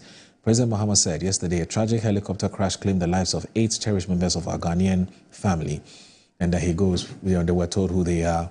But he described the incident as a personal loss, as you indicated. The president paid glowing tribute to the victims, hailing their patriotism, professionalism, and unwavering dedication to Ghana's development. President Mahama confirmed that a board of inquiry had been established by the Ghana Armed Forces and assured the public of an impartial and comprehensive probe. He noted that both the flight data and cockpit voice recorders had been recovered and would play a crucial role in uncovering the cause of the crash. And speaking of which, today's Daily Guide also talked about the uncovering of the black box, which is extremely important or crucial to unraveling exactly what happened on the set date. And we're told by IF Joe Ewa in Kumasi that experts have found the black box of the military helicopter which was involved in the crash, which claimed 8 lives at Sikaman, Brofuyedru. Now, after 9 hours of search, the team eventually found the black box in the thick forest of Sikaman, Brofuyedru. The experts who were in possession of sophisticated gadgets had started their search some few minutes after 9 a.m. yesterday, and the black box was said to have been found around 6 p.m. That's how long it took them. From 6 a.m. to 6, that was almost 12 hours. Now, the discovery of the black box of the helicopter would go a long way to help investigations to unearth what exactly caused the aircraft, which was heading towards Obuasi, to crash. The black box would definitely record the communications and other important information that happened between the pilot and other crew members minutes before the disaster. Of course, in a related development, the members of the Formina Traditional Council, made up of prominent chiefs, are planning to visit the accident scene to pour libation. I saw a ram also being slaughtered because of that. Our people don't play with these things. They take these things seriously. Now, there's also a DNA analysis. Now, while investigations into the cause of the helicopter crash are ongoing, samples taken from the bodies, that's the bones.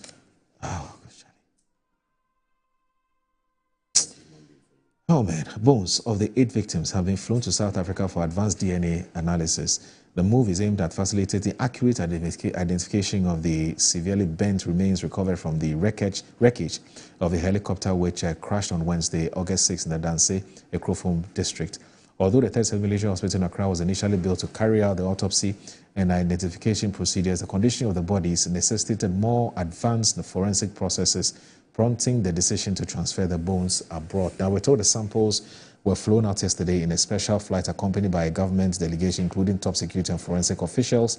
Now, before the jet departed, a solemn prayer was held at the Kotoka International Airport with the Interior Minister, Inspector General of Police, Adi Boss, and other members of the delegation in attendance. So that's something that we also need the public to know.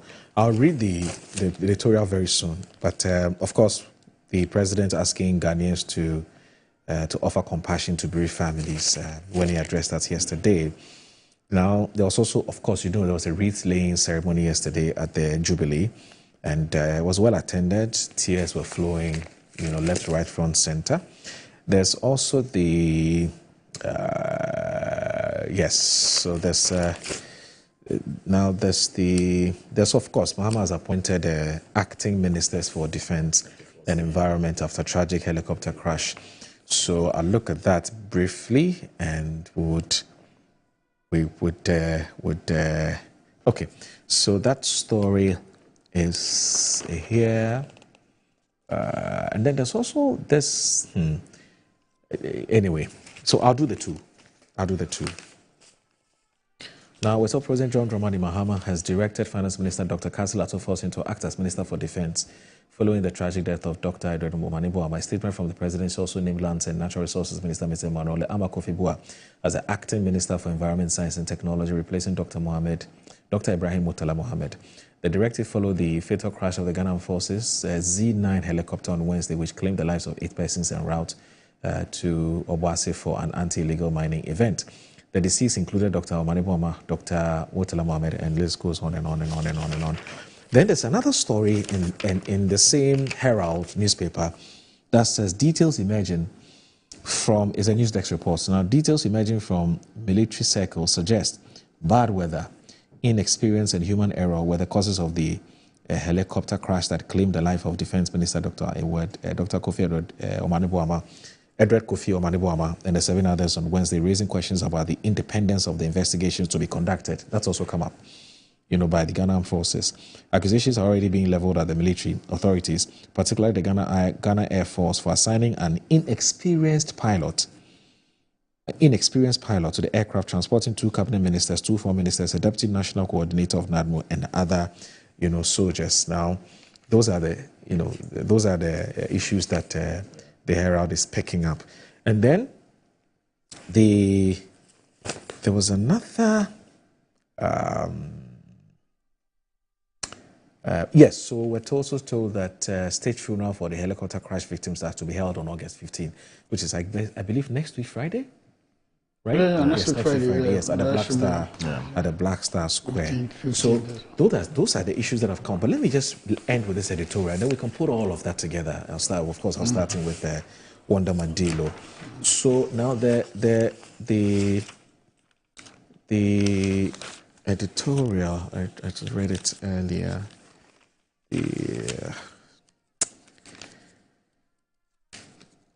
It's just unfortunate. Good. It says that now it says on this tragic Wednesday, as Ghana weeps the loss of leaders dedicated to our nation's welfare, leaders who flew in service of confronting illegal mining, we stand at a painful crossroads. The death of Ministers Edredo Manebu and Murtala Mohammed, it gives a list. And it says this is not merely a government, no, it says that it leaves a gaping void in the national conscience. This is not merely a government tragedy, it's a national calamity. Now, in an appropriate and solemn gesture, President Mahama suspended all official engagements for the remainder of the weekend, declared 3 days of national mourning. Beginning Thursday, August 7, flags will fly at half-mast as the nation reflects, mourns and demands clarity. To the bereaved families, the Catholic Standard and the broader faith community extends our deepest sympathies and heartfelt prayers. May they find comfort in the knowledge that their loved ones perish in the line of duty, a sacred mission to protect Ghana's environment and future. But mourning must come with meaning. Now, an immediate, credible, and fully transparent investigations must be launched to unearth the causes, whether technical failures, oversight lapses, or deeper institutional issues. Let us not cloak systemic flaws in silence. Now, these leaders were bound for a critical mission to confront Galamsey, the illegal mining menace that gnaws at our nation's soul. That their mission ended in tragedy must not weaken our national will. Instead, it must strengthen our resolve to fight for integrity, safety, and accountability at every level of public service. Let this collective sorrow forge unity, not just heart, but also of purpose. And let it inspire a new era of institutional vigilance, improved aviation safety, what you're talking about, and renewed reverence for public duty. So I just thought I should bring it to you. And then we're also aware that many world leaders and global organizations have been mourning with Ghana. Now, the Ghanaian Times carries that on page 13, and that's where I'll end and bring you in. Now, Malik Suleimana and Eugene Ampao says global tributes have poured in the last 24 hours from regional leaders, diplomatic missions, and international organizations expressing solidarity with Ghana over the loss of 8 persons in plane crash on Wednesday.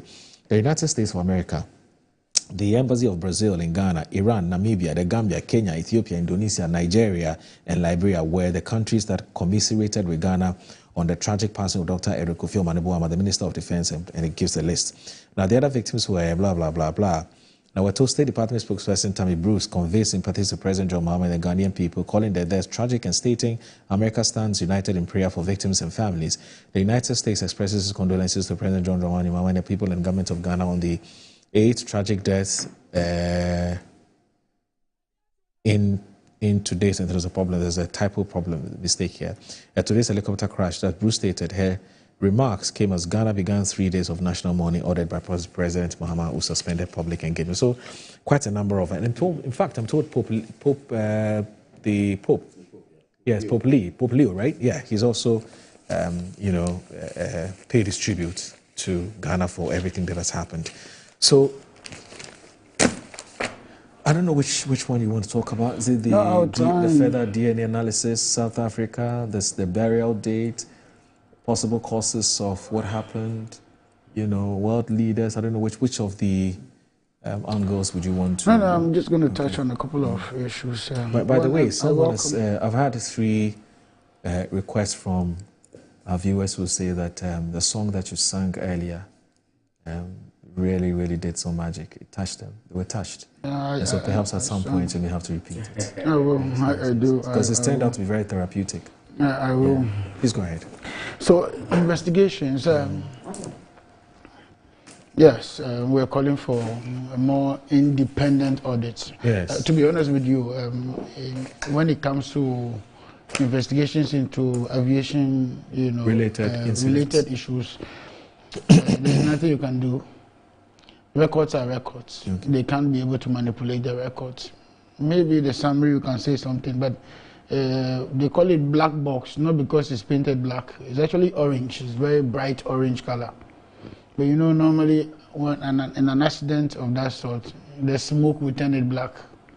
But that's not the origin of the name. The origin of the name has to do with the fact that it's a mysterious thing. Inputs are made into it, and outputs are gotten. So until you have the gadgets to retrieve the information, it's a mystery.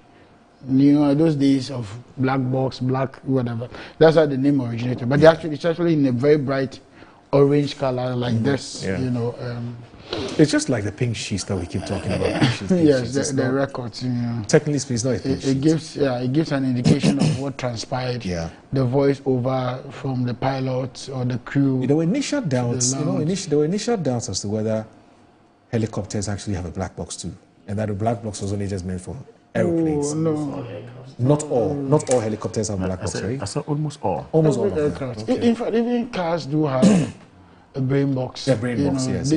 Recent cars can tell you the impact, where it was made, and all. So, I mean, science is developing very quickly, and we are excited that the black box has been found. It will not be only to the work of the military, because they need other bodies to retrieve the info on the black box and what exactly happened, in terms of even if the aircraft started, having some challenges, what communication went on between the crew and those on the ground and all that. If they were even shouting in the communication in the aircraft at the time, we will hear all that on the black box. So it's good that we have retrieved that, and that will help in the investigations going forward. Bodies flown to South Africa, yes.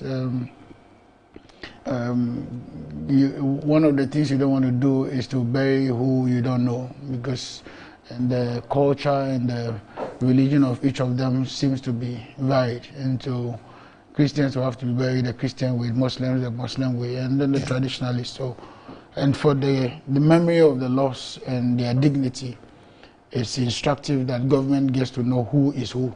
So this is in place, it's in order.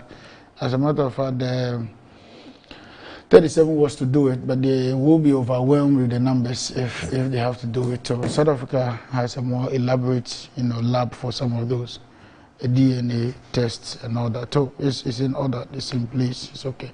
President has also directed that the finance minister act as the defense, and the lands and natural resources act as environment minister. In the meantime, it will be a difficult seat for those people. I can only pity their position at this time, that you are not acting just in the absence of your colleague, either having traveled or unable to perform his duties, but you are acting at the time when their lives were lost very tragically.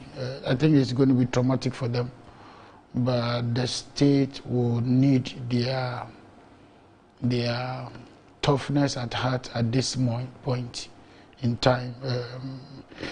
The defense ministry will need a very strong character, and I think that Honorable Tuforsin would be able to hold the fort until such time when all this is over and somebody else is appointed. So we can only but grieve in our hearts, pray for them, wish them well, and also believe that they will deliver for the country. Flags flying at half-mast, I think that is in order. The President has instructed, in fact, it came through the Chief of Staff, that all flags fly at half-mast. There have been some burial arrangements made for the bereaved family. And from now until next week, Friday or Saturday, if I'm not mistaken, all this would have been taken care of. Yesterday, today, and tomorrow, there's a memorial stand in front of the Flagstaff or Jubilee House, and people can go and what do you call it? Their flowers. They can go and drop flowers, and also to light candles and mourn with the bereaved family and the lives that have been lost. I think it comes to an end tomorrow. It's 3 days of mourning tomorrow. Ghanaians should mourn with them in solidarity, wearing black, as we do in our culture here in Ghana. So that is also in order. What's the assurance for public safety for travels within Ghana and beyond? I think that we will need to do a lot to build the kind of confidence that will be required for any government official to want to travel on this aircraft. It's a trauma that is going to linger for a while. But that will only go if the relevant institutions do something to buy back the public confidence. You can see how long it took Ghana again to start believing in the Black Stars, just for one event that happened at a certain tournament. Right. So we are humans, and everybody will be scared. You know, even though the military had to dispatch their own aircraft, right, to bring the remains. Yeah. It is still going to be some trauma for those who want to travel on their network and all that. And so it's difficult. It's a difficult moment. Yeah. The global mourning, I mean, that we are receiving, or the solidarity messages we are receiving across the globe is very paramount and clear. I remember when the late President Mills passed on, Honorable Totobi Kwachi at the time made me one of the few people to receive the tribute from across the world. So he put out my number and my email address on live TV, I think on Metro TV at the time. And my email was inundated with all the tributes that came across, I mean, from the world, you know, all kinds of people. I got emails from the US, from Canada, and from official sources that came through. And my email account was full in no time. Yeah. So I can imagine whoever is in charge of tribute right now, what they'll be going through in terms of the phone calls, the text messages, the WhatsApp messages, and the emails that are pouring in. It's a difficult moment. This is not one person, these are 8 people. But however, I'm sure they will live up to that expectation. Finally. Ghana Armed Forces. Ghana Armed Forces. Finally, Ghana Armed Forces.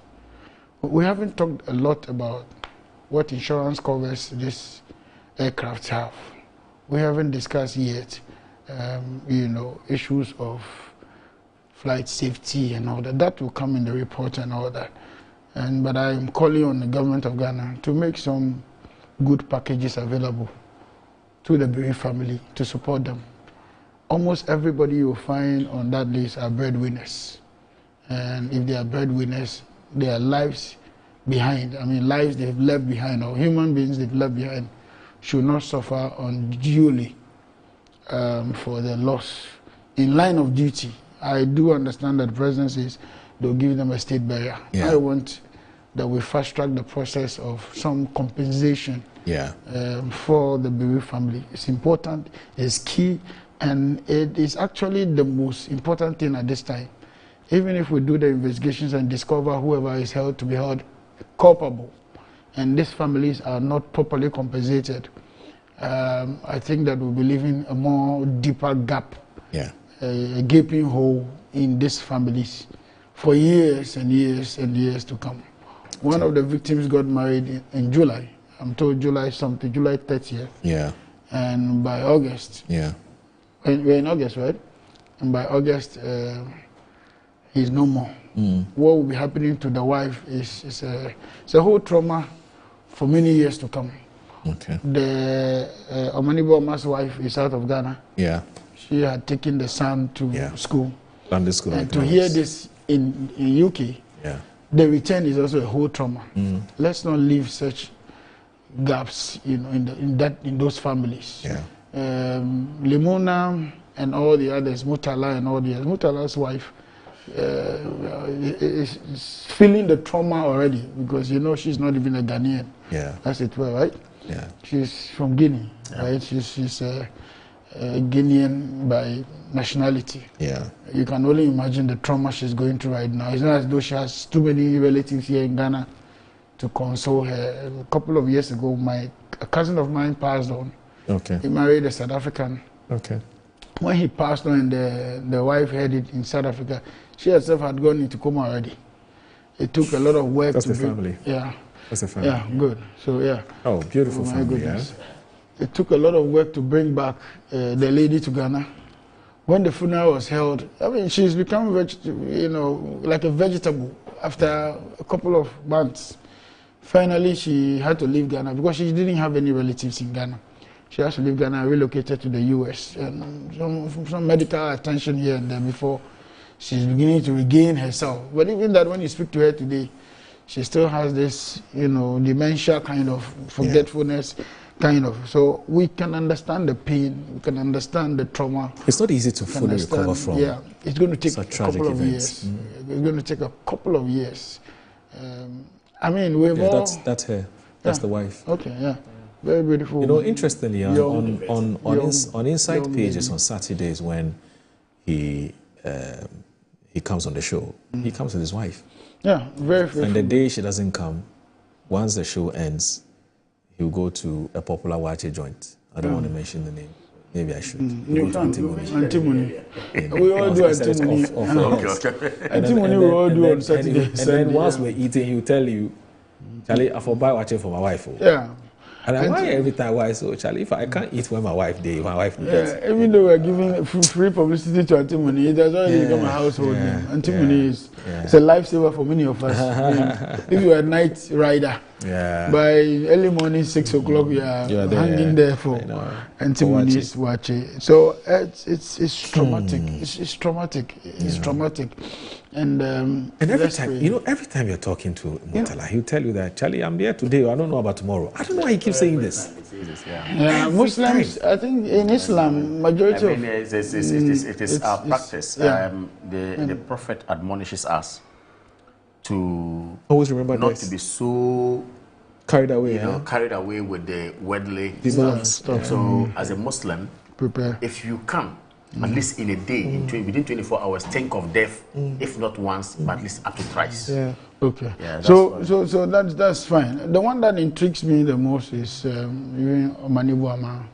I haven't seen him drink alcohol. I haven't seen him smoke. And I haven't seen him chase women as well. You know, like all the young guys would do. Yes. Some, I've never met Omanibuama with a lady where you say, "Oh, Charlie, this is my girl." So you see. Those of us who are close, at least that we don't know. Yeah, we're all like that. Yeah, I don't. I can attest to you as well. I don't do the girls, I don't do the smoke, and I don't do the alcohol. So, but again, what is life? What's life? What's life? What's life? What's life? What's life? What's life? What is life? Yeah. If after all these sacrifices, after all this, life is itself is a lot of pain. Yeah. Going through all this, going to medical school 7 years, housemanship 1 more year, to practice 1 more year, 9 years, to be left alone to practice general practice. You go back and do another 1 year, 2 years just to specialize, and then in one 2-3 minutes event, your body is. I don't want to mention words. It's a concern and it's a worry. So I pray, but I will sing when the show is about to close. So, Alaji, again, bear with me. We have. You've come in at a time when we need to stretch our legs a bit. I know. No, but that's fine. And then afterwards, it's Young Konkwa. We get to speak unended. So that's okay. You're live in Good Morning Ghana. Please stay with us.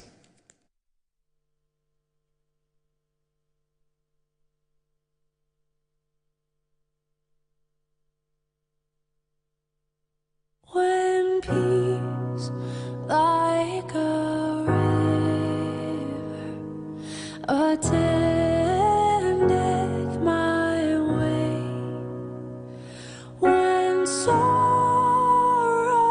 like sea billows roll, whatever,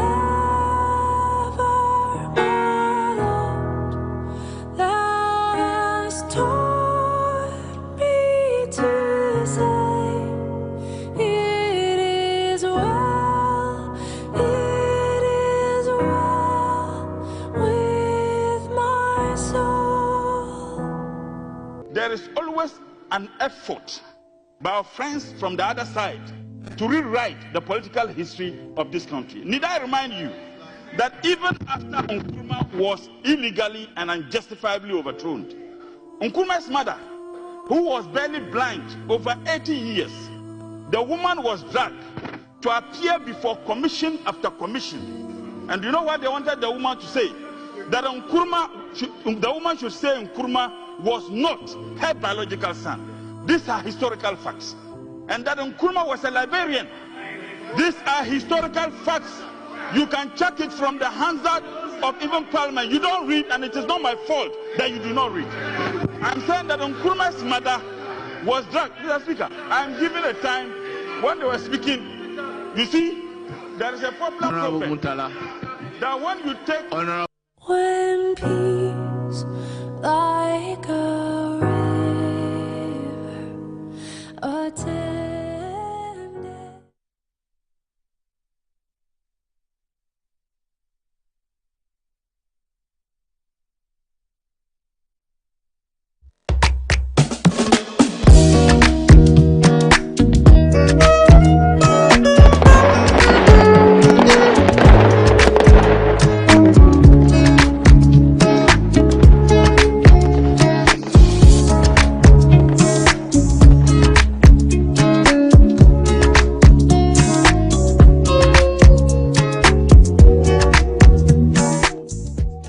MGL Logistics and Supply is your trusted partner, providing seamless solutions for all your procurement needs.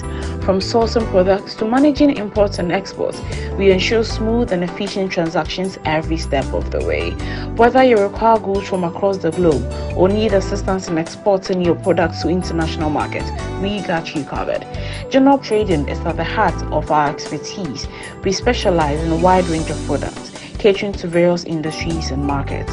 As a trusted dealership in building materials, we provide high-quality products that meet the demands of our construction projects. Additionally, we act as manufacturers' representatives, connecting producers with distributors.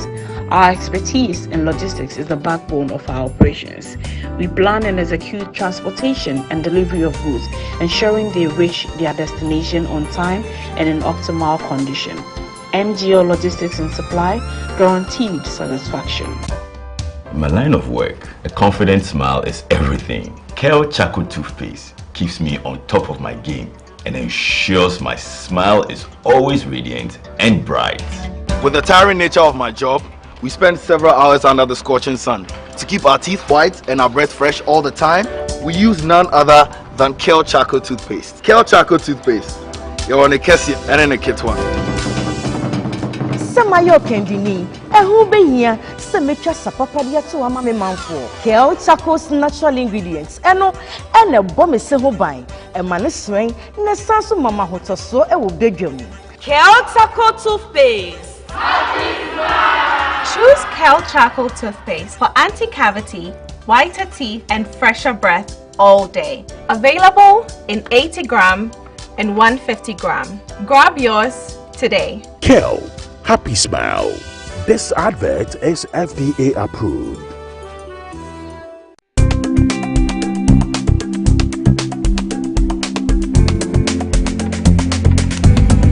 Wezalo Amarab. Yes.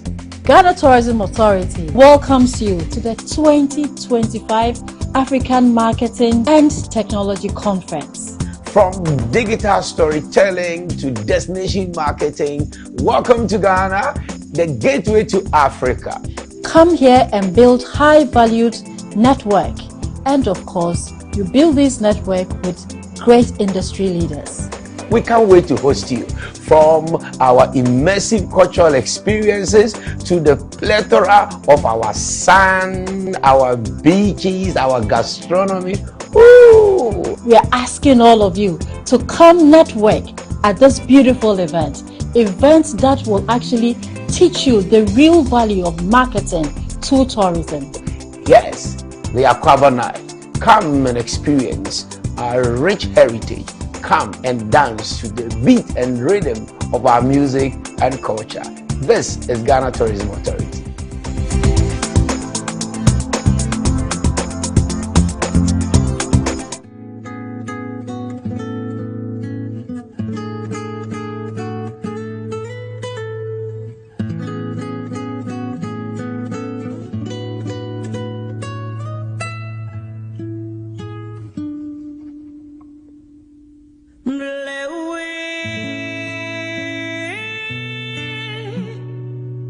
Yeah.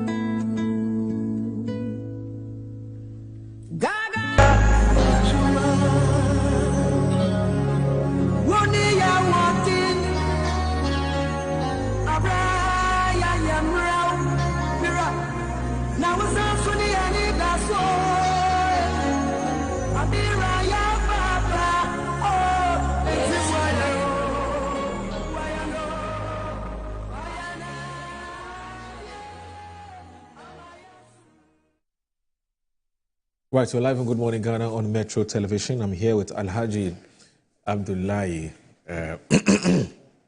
Kamaldeen Abdullahi, who is the former Consul General of in Jeddah in Saudi Arabia and also Deputy Director of Communications of the MPP. And also Wanda Madilo, he's a development analyst and also member of the NDC's communications. Earlier, in case you just joined us, we spoke to an NDC stalwart and also a statesman, Mr. Ato Ahoy, who also eulogized and paid his solemn tribute to the fallen heroes and talked about the fact that especially for Murtala and Omane Boamah, these were young men who were very, very close to him. And he talked about how he groomed Dr. Omane Boamah and shepherded him to what he's become today.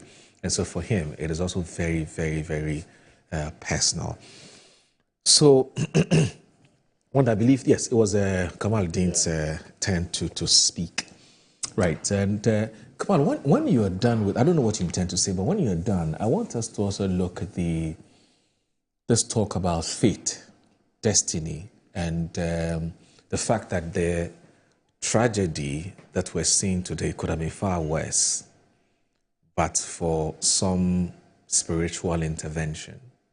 And we've had the General Overseer, I believe I got his title correctly, Pastor Stephen Wengam, who has talked about the fact that he, in his own way, had to pray against John Mahama attending that event and some other things. So when you're done, we'll look at that story as well. But let me set off by looking at the possible causes as reported by the Herald. Right. And the speculations and innuations that we are getting from people. Okay. I was set off by chastising whoever seeks to politicize this and depart from the normal trend of assisting us to mourn or assisting the bereaved families to mourn. People who should know better must realize that, look, we are building a nation. And in building a nation, the framers of the Constitution of the Republic of Ghana did not fall short at ensuring that we should know as a fact that we are building a multi-party democracy. Right. And in building a multi-party democracy, Omoro belongs to wherever he wants to belong. Kamal, same. My brother Wanda Madilo, same. We all reserve the right to associate. Again, the Constitution mandates you to do that. However, when you belong to a particular side and something comes up which needs a national attention, and you, of course, you find yourself in a proper state, especially a member of parliament or a minister or an MC, in fact, public officer, you should be mindful of what you say and what you write. I read some comments and posts by some known people who are supposed to be statesmen, okay, on this incident. And I was appalled to the extent that someone is saying a hospital has been built by President Mahama. Someone has used $90 million to go and then dig a hole instead of using that $90 million to have put up forensic equipment, whatever. Is it a time for us to do this? It's early days yet. I think it's early days yet. It's sad. I mean, we should show that, respect, okay, to the bereaved families and to Ghana as a whole. We can do our politics, but some of these things we should be careful. Now, the possible causes. Yeah. I listened to the president yesterday, and when the president said that there's a national investigation board put together. Yeah, task force. A task force put together.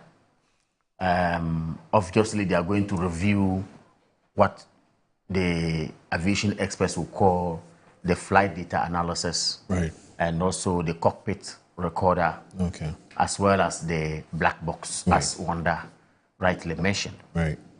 These three components are so important in the investigations. Right. But this idea of some saying or arriving at the conclusion already that there was a bad weather coupled with an inexperienced pilot and all those things, I think we should actually move away from it. Okay. The other thing I would like to chastise has to do with, I don't know how that has been established, but I think that some cross-checking has been done. Senior members of this government appointed trying to say that our military is partisan. It's another dangerous trend we are going to do. Look, the last time I spoke to an Air Force person, how they operate or their work actually how they do their work, okay. When there's change of government. He's a young military officer. He's a very good friend of mine, okay. An Air Force person. He said, look, come on. We are human beings first. Yeah. We are also found in that plane. I can be detailed on any day to go on the journey with the president or with whoever is traveling. They don't know who is going, who is not going. And Kamal, do you think I will deliberately go and do something to kill myself? So there's nothing like partisanship when it comes to the work of the Air Force at all. So let us not cast those insinuations. Let us not throw those, stuff out there. Yeah. I think it's sad. Look, government will come, government will go. That is why we have only 4 years for each government. President Mahama came 4 years. He's coming for another 4 years. He's there for us. He's not there just for himself. He's not there just for his party. Yeah. Okay, so I think that yes, in as much as you subscribe to those ideologies, stay put. But remember that where yours ends, someone also starts from that angle. And we need to build a nation in that regard, especially when these tragic things happen and we want to politicize it. I think it's quite a dangerous one. I only will pray that those speculations would actually be shelved. The investigation is ongoing. What we are supposed to hear as a public, they will bring it out. Okay, when the investigation is done and dusted. Okay, and we rather concentrate on the funerals announced by the president. Yeah. We rather concentrate on the funerals that we are close to families that they're going to, embark on. If we're going to support, we support them. Yeah. Okay, but these speculations, with the greatest of respect, doesn't help build this country at all. Right. Okay. Okay. Now, why were they traveling? Yeah. Taking the first issue you read about the menace caused by illegal mining, the problems we are faced with. And here I would have to pay tribute again, or eulogize not tribute per se, but to eulogize the immediate past president of the Republic of Ghana, Nana Addo Dankwa Akufo-Addo. He's on record to have said that, look, with what I have seen, with the level of devastation that this Galamsey is causing, I am prepared to put my presidency on the line. Yes, maybe he didn't attain 100%. Maybe, of course, and that is human. Maybe he didn't get to the fin of it. And like I said, government will go, government will come. Yeah. President Mahama has come. The first part of President Mahama also saw him talking about illegal mining as well. I remember my brother Inus Husseini, when he was Lands and Natural Resources Minister. He had cause to actually say that the president had pushed him to fight against this canker. And I am saying that today, the venerable people, the illustrious sons of this country that we have lost, were on a mission to put or to launch a program that will ensure responsible mining, and met their untimely death. Yeah. What are we doing as a people to fight this canker? I took to my Facebook wall and wrote something yesterday, and people were against me, the usual petty politics as well. I will just read those comments and pass. Right. What did I write?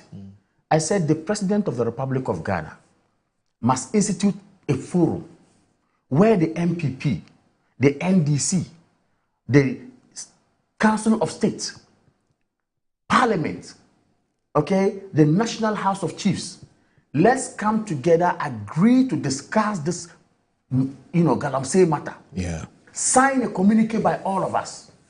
Measures were put in place as to 1, 2, 3 action points. We're going to fight this and nip this in the bud once and for all. That's a great call. To the extent that I even added that if the need be, or if need be, yes, Article 13 of the Constitution would not allow you to take life just like that.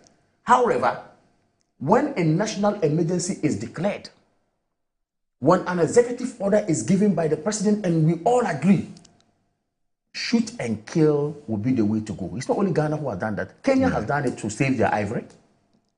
And I'm saying that, look, this is not politics. They were traveling to embark on same, and this happened. We sit here and we continue doing NDC MPP, and trust me, to nowhere. We have all come and we'll go and leave it. Yeah. Who would have thought that Mutala, very energetic, handsome man like that, is going to move? Yeah. Without he even knowing? Who would have thought that Alhaji Lemuna, just not too long ago, he was appointed as Deputy Acting National Security Coordinator. A week. He's gone. Yeah. Who would have thought that Dr. Sapon, one of the gentlemen I admire, when he was regional minister in Ashanti region, I think he was in the regional minister before. Yes, Ashanti regional minister, yeah. Who would have thought that he would go? These things happen. But I think that when we bring these suggestions, let us know. Look, I am Ghanaian first before political party. Yeah. I am a Muslim first before whatever it is. Yeah. And I think that when we are building a country, we can come together and then believe in one thing and then pursue it. Right. Now, finally, on the destiny matter and fate matter you mentioned. I don't know how true this story is. Yeah. Our Interior Minister, Honorable Muntaka, I'm told he was billed to be part of this. Yes. Okay? Yes. And just at the end of it, at the time of saying, oh, we want to move, the finance minister had an engagement with him. Yeah. And coupled with other factors, he couldn't move. Mutala left home not with the intention of traveling. He went to the office, got to the office and said he had something to discuss with Mr. Kalistus Mahama, the secretary to the president. Yeah. So he got up and went there to have a discussion, only to make this that look, Muntaka is unable to make it. Yeah. Mutala, can you step in for him? Yeah. This is how Mutala traveled. It wasn't part of the bill. So the destiny you're talking about is why I brought this up.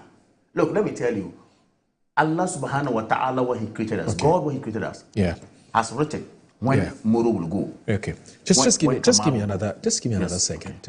We've also been privileged. Privileged also to be joined on phone by another NDC stalwart and the former National Security Minister and believe under the Rawlings regime. I'm talking about the man Totobi Kwachi. Yes. He's accepted to join us and to also speak to this very unfortunate event. Mr. Totobi Kwachi, good morning. Thank you very much for accepting to talk to us on Good Morning Ghana on Metro Television. Hello. Yeah, good morning, Mr. Totobi Kwachi.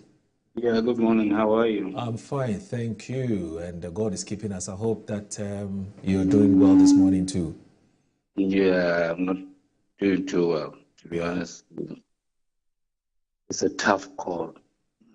It's tough for everybody, I guess.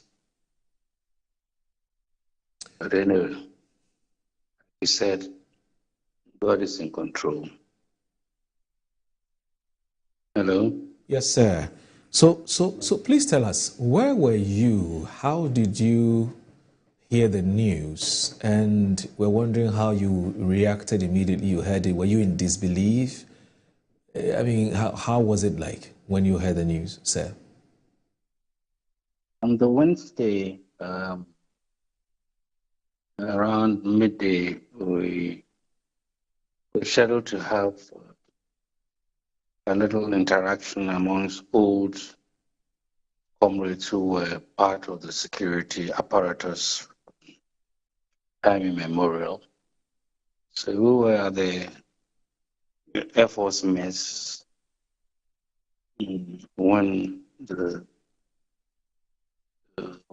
information came in that something had happened, something disastrous had happened. So we tried to assemble all the information, phone calls here and there. Eventually, some of us got to the residence of His Excellency to commiserate and also help plan next steps. But it was a very hard, drenching moment for all of us. And for His Excellency especially, his money, is very close to him, very, very close to him. And he was a hard worker, very diligent, very astute, and a person like that, to lose a person like that is a great, great, great loss. We've all lost a gem. I think that His Excellency has lost his loss even more overwhelming. It's a hard call. Mutala, fine gentleman, very fine gentleman. Samuel Sapon, Vice Chairman of NDC, is always there for the party. Always there for the party. He will never say no if you call him to undertake an assignment. Muniru, Alhaji Muniru, also a stalwart of the party, very active in the elections of 2020 and 2024. And Abwasi, all very, very, very people with refreshing intellects. And wake up in the twinkling of an eye and realize that they are gone. It's a tough call. Very tough call. But we will cry our hearts out and things. But what is important is that we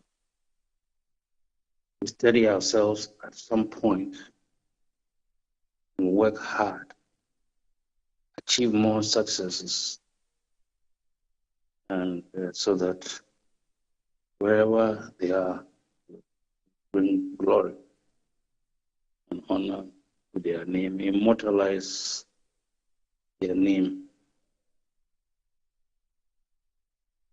I feel that the families have really lost something.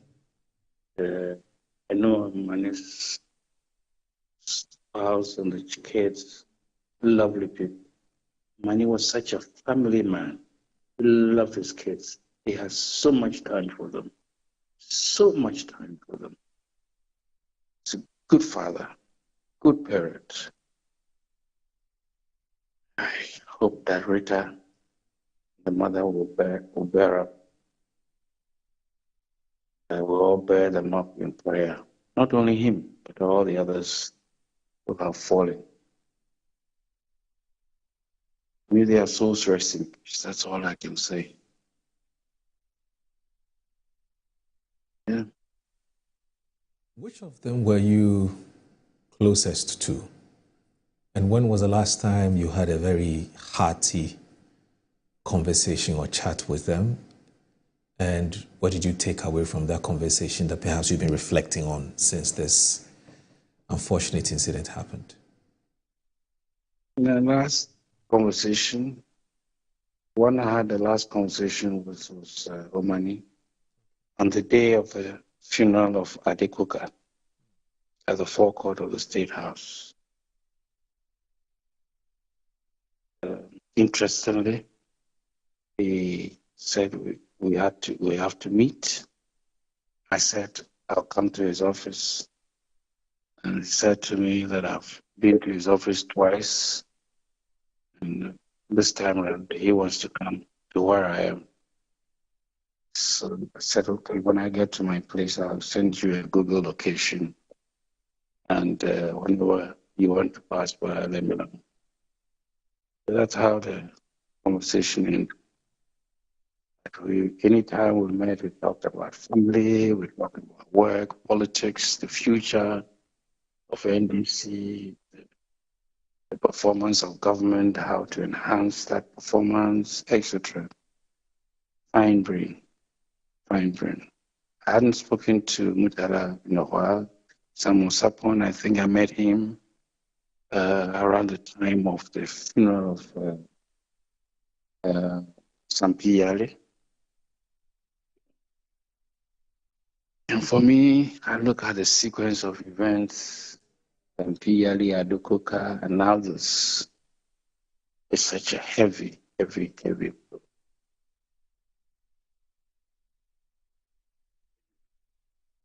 It still doesn't.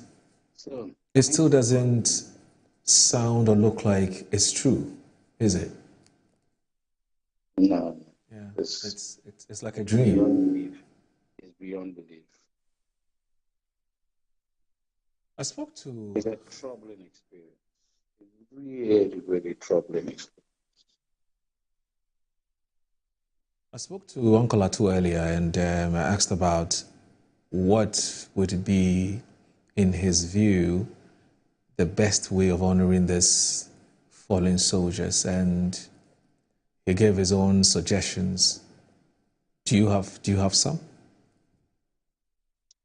At the moment, I don't have a blank, except to say that the best tribute way to one of the ways to honor a person like that and all the people is to commit ourselves to succeed as a party, as a government, because they died in the line of duty. All of them died in the line of duty. So, in performing our task even more diligently now, will be, I think, a good tribute to them. Apart from other things that we can do to immortalize their names, to carry on their memories.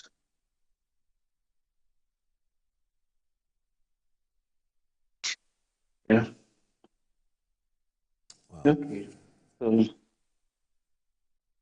thank you very much for calling. I want to thank you again very much. Hello? Yes, thank you very much for your time, Mr. Kofi Totobikwachi. Thank you. Right. Wow. I guess that gentleman. Yes, unfortunately, our time is up. Yes. So, the conversation has just started because it's a whole conversation we have a faith in destiny, and so hopefully, inshallah, when we meet again, sometime next week, God give us long life and health. We'll be back. Yes, I don't know whether we can sing because our time is up. Annie is the only one who can. No, she has. Oh, okay. So Annie is a very powerful woman. She's granted us some 10 minutes. Oh, really? Yes, some extra 10 minutes. So we can round this whole thing up nicely. Okay. With a very powerful song that Wanda Mandilo wants to sing. You don't have the voice to sing. Not at all. No, the two of us don't have the voice. So we'll just stay in our small lane and watch them because we don't. Music is very therapeutic. Yeah. And I think in times like this, we need a lot more of these, patriotic songs that he intends to sing. So, what do you have for us? You sang it earlier, but we'll take it again. Oh, the song that you sang earlier. Oh, okay. Except that now you have a chorus. I have a chorus. Let's go back in chorus. Okay, Boss, hello, how are you? Hi, I'm very My name is Audu.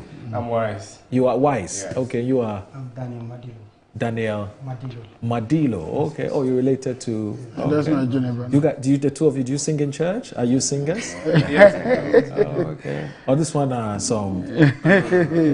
Okay. That's fine. So I'm told that you have something beautiful, very powerful for us. So we are all yes. Okay, shall we go? Yeah, please do. Madiba, my jifo, nyadi nyaba, my jifo. Madiba, my jifo, nyadi nyaba, my jifo. He hamanuwa. Malayigo Nebe gbogbo menu oko akrowayi Na Yesu malasiwo Malayigo Yata no viva Na ho Yesu Na Yesu malasiwo Malayigo Nebe gbogbo menu woko akplowayi Na Yesu malasiwo malayigo Yata no viva Na ho Yesu. May the soul of the departed rest in the perfect peace of God. Thank you. So if somebody just tuned in and heard the song, but of course does not understand the Ewe dialect, what is the message in the song? Very simple. Okay. I want to make it to eternal rest. Okay. And the only way is through God. And that way you are invited into. So we're calling on people that life is worth nothing if after all these struggles, we still struggle on the other side. But rather, we prefer rest on the other side after all the issues we've had on this planet. And the most important thing is our souls. Why do we gain all this luxury of life? Why do we gain all this and still lose our soul? Thank you. Okay. Oh, come on, quite an interesting message. It falls in line with what we Muslims also believe in. Yeah. It is better to have the hereafter than to have, the world. The world. Even though in the Quran, Allah says, "Rabbana atina fi dunya hasana wa fil akhirah hasana wa qina azaban nar." That you ask me, the Lord, to grant you something on earth, and also ask me again to grant you something in the hereafter. Right. So basically it falls in line, and we have always said that, look, no matter what, we have time.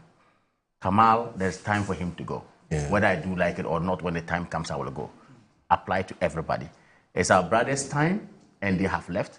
Let's mourn with them and with the brief family, and let's mourn with Ghana. And let us bring us together, and of course, reduce our worldly desire. Thank you. Okay. Now, Pastor Wengam's recent remarks implying that he prayed for President Mohammed's safety on the helicopter that crashed is populist and reckless and insensitive. Given the tragic circumstances and emotional distress faced by the families of the deceased, such comments would have been better avoided in public discourse. Amazing convictions, Mancha Bruce II in Takrady. Musa says that more listening to my father, Uncle Ato, I became so emotional and I'm very worried. These individuals, like Ofie Akpalu, who seek to play politics, the unfortunate demise of some government officials should carry it on if they choose. The Almighty Allah we know, we worship, and knows that the exact reason why this tragedy has befallen our nation. May the departed soul rest in perfect peace, and may their sacrifices for the nation be forever remembered. My heartfelt condolences to the bereaved families, President Mahama, and the entire nation. Alhaji Suwari sends us, okay, so, I see Idi Muhaideen, former NUX president and also a member of key member of your party. Today is his birthday, and he says that please join me thank Almighty Allah for blessing me with yet another year of grace, favors, accomplishment, and most importantly, the gift of life. Alhamdulillah, alhamdulillah, alhamdulillah. It's your brother's Idi Muhaideen's birthday. Idi, happy birthday. And unfortunately, you're celebrating your birthday at a time where we're grieving and we're mourning, and so we won't be able to do the needful, but all the same, your birthday is important as well. It is important to all of us. So happy birthday, Idi Muhaideen. And then also this one, Alhaji Suwari is the NDC's New York Yankasa Secretary and Yankasa, yes, Secretary, yes, and the Secretary of New York. He says Murtala was in New York last 2 weeks and he prayed Jummah at the Yankasa Masjid, where he spoke about the need for us to take our Islamic faith seriously. The Yankasa community is devastated by the news of his demise. I have so much to say about Dr. Omanibo Amatu as a vandal, and he says Omani should please pick up his call, and that he's calling him. Alaji, take it easy, take it easy. I know how he feels like. Now, Sani Saliu says, please check the date of birth of Dr. Omanibo. Yeah, I had the family, but Google and, of course, AI got it wrong. He's actually 48. He turns 49 in December. And so that's just for your information. I hope that... well, I guess that's... Oh, sorry, Tafa Amrahian says that yesterday some video was making rounds about a helicopter that was traveling to Obuasi on the same day, and the direction that the Air Force helicopter crashed, and according to what the small community members are saying, the helicopter landed in the village park due to a bad weather. So we need to know what exactly happened. Is it due to bad weather, technical issue, or pilot mismanagement? All right. So I guess that, gentlemen, I want to say a big thanks to you and for joining us on the show today. Maybe you may use the rest of the 1 minute. And let's thank our brothers who have just joined us with this wonderful voices. Wonder Madilo, thank you very much. Madilo and Wise. Yes. Juma Mubarak to Muslim Ummah. Today is Juma. Will surely be the most to pray for our departed souls as well. And like we say, Inna Lillah wa Inna Lillahi Raji'un. Thank you very much for watching. Bye-bye. When sorrows like sea billows roll, whatever my Lord thou hast taught me to say, it is well with my soul. It is well with my soul.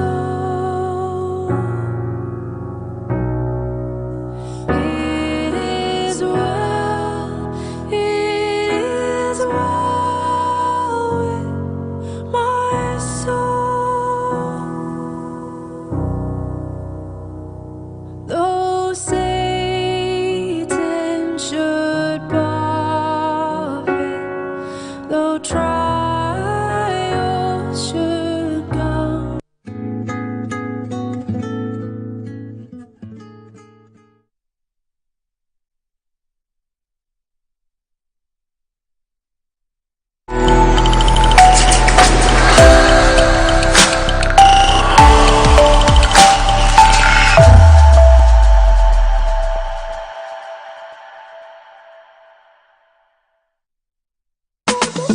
From October 23rd to 25th, 2025, Ghana Fest Europe is your direct bridge to the lucrative Dutch and broader European markets. Are you a Ghanaian business ready to conquer new frontiers? This is the ultimate platform to showcase your high-quality Ghanaian products and services. Whether you want to exhibit your products directly to thousands of potential European buyers or attend our exclusive B2B conference for targeted matchmaking, attract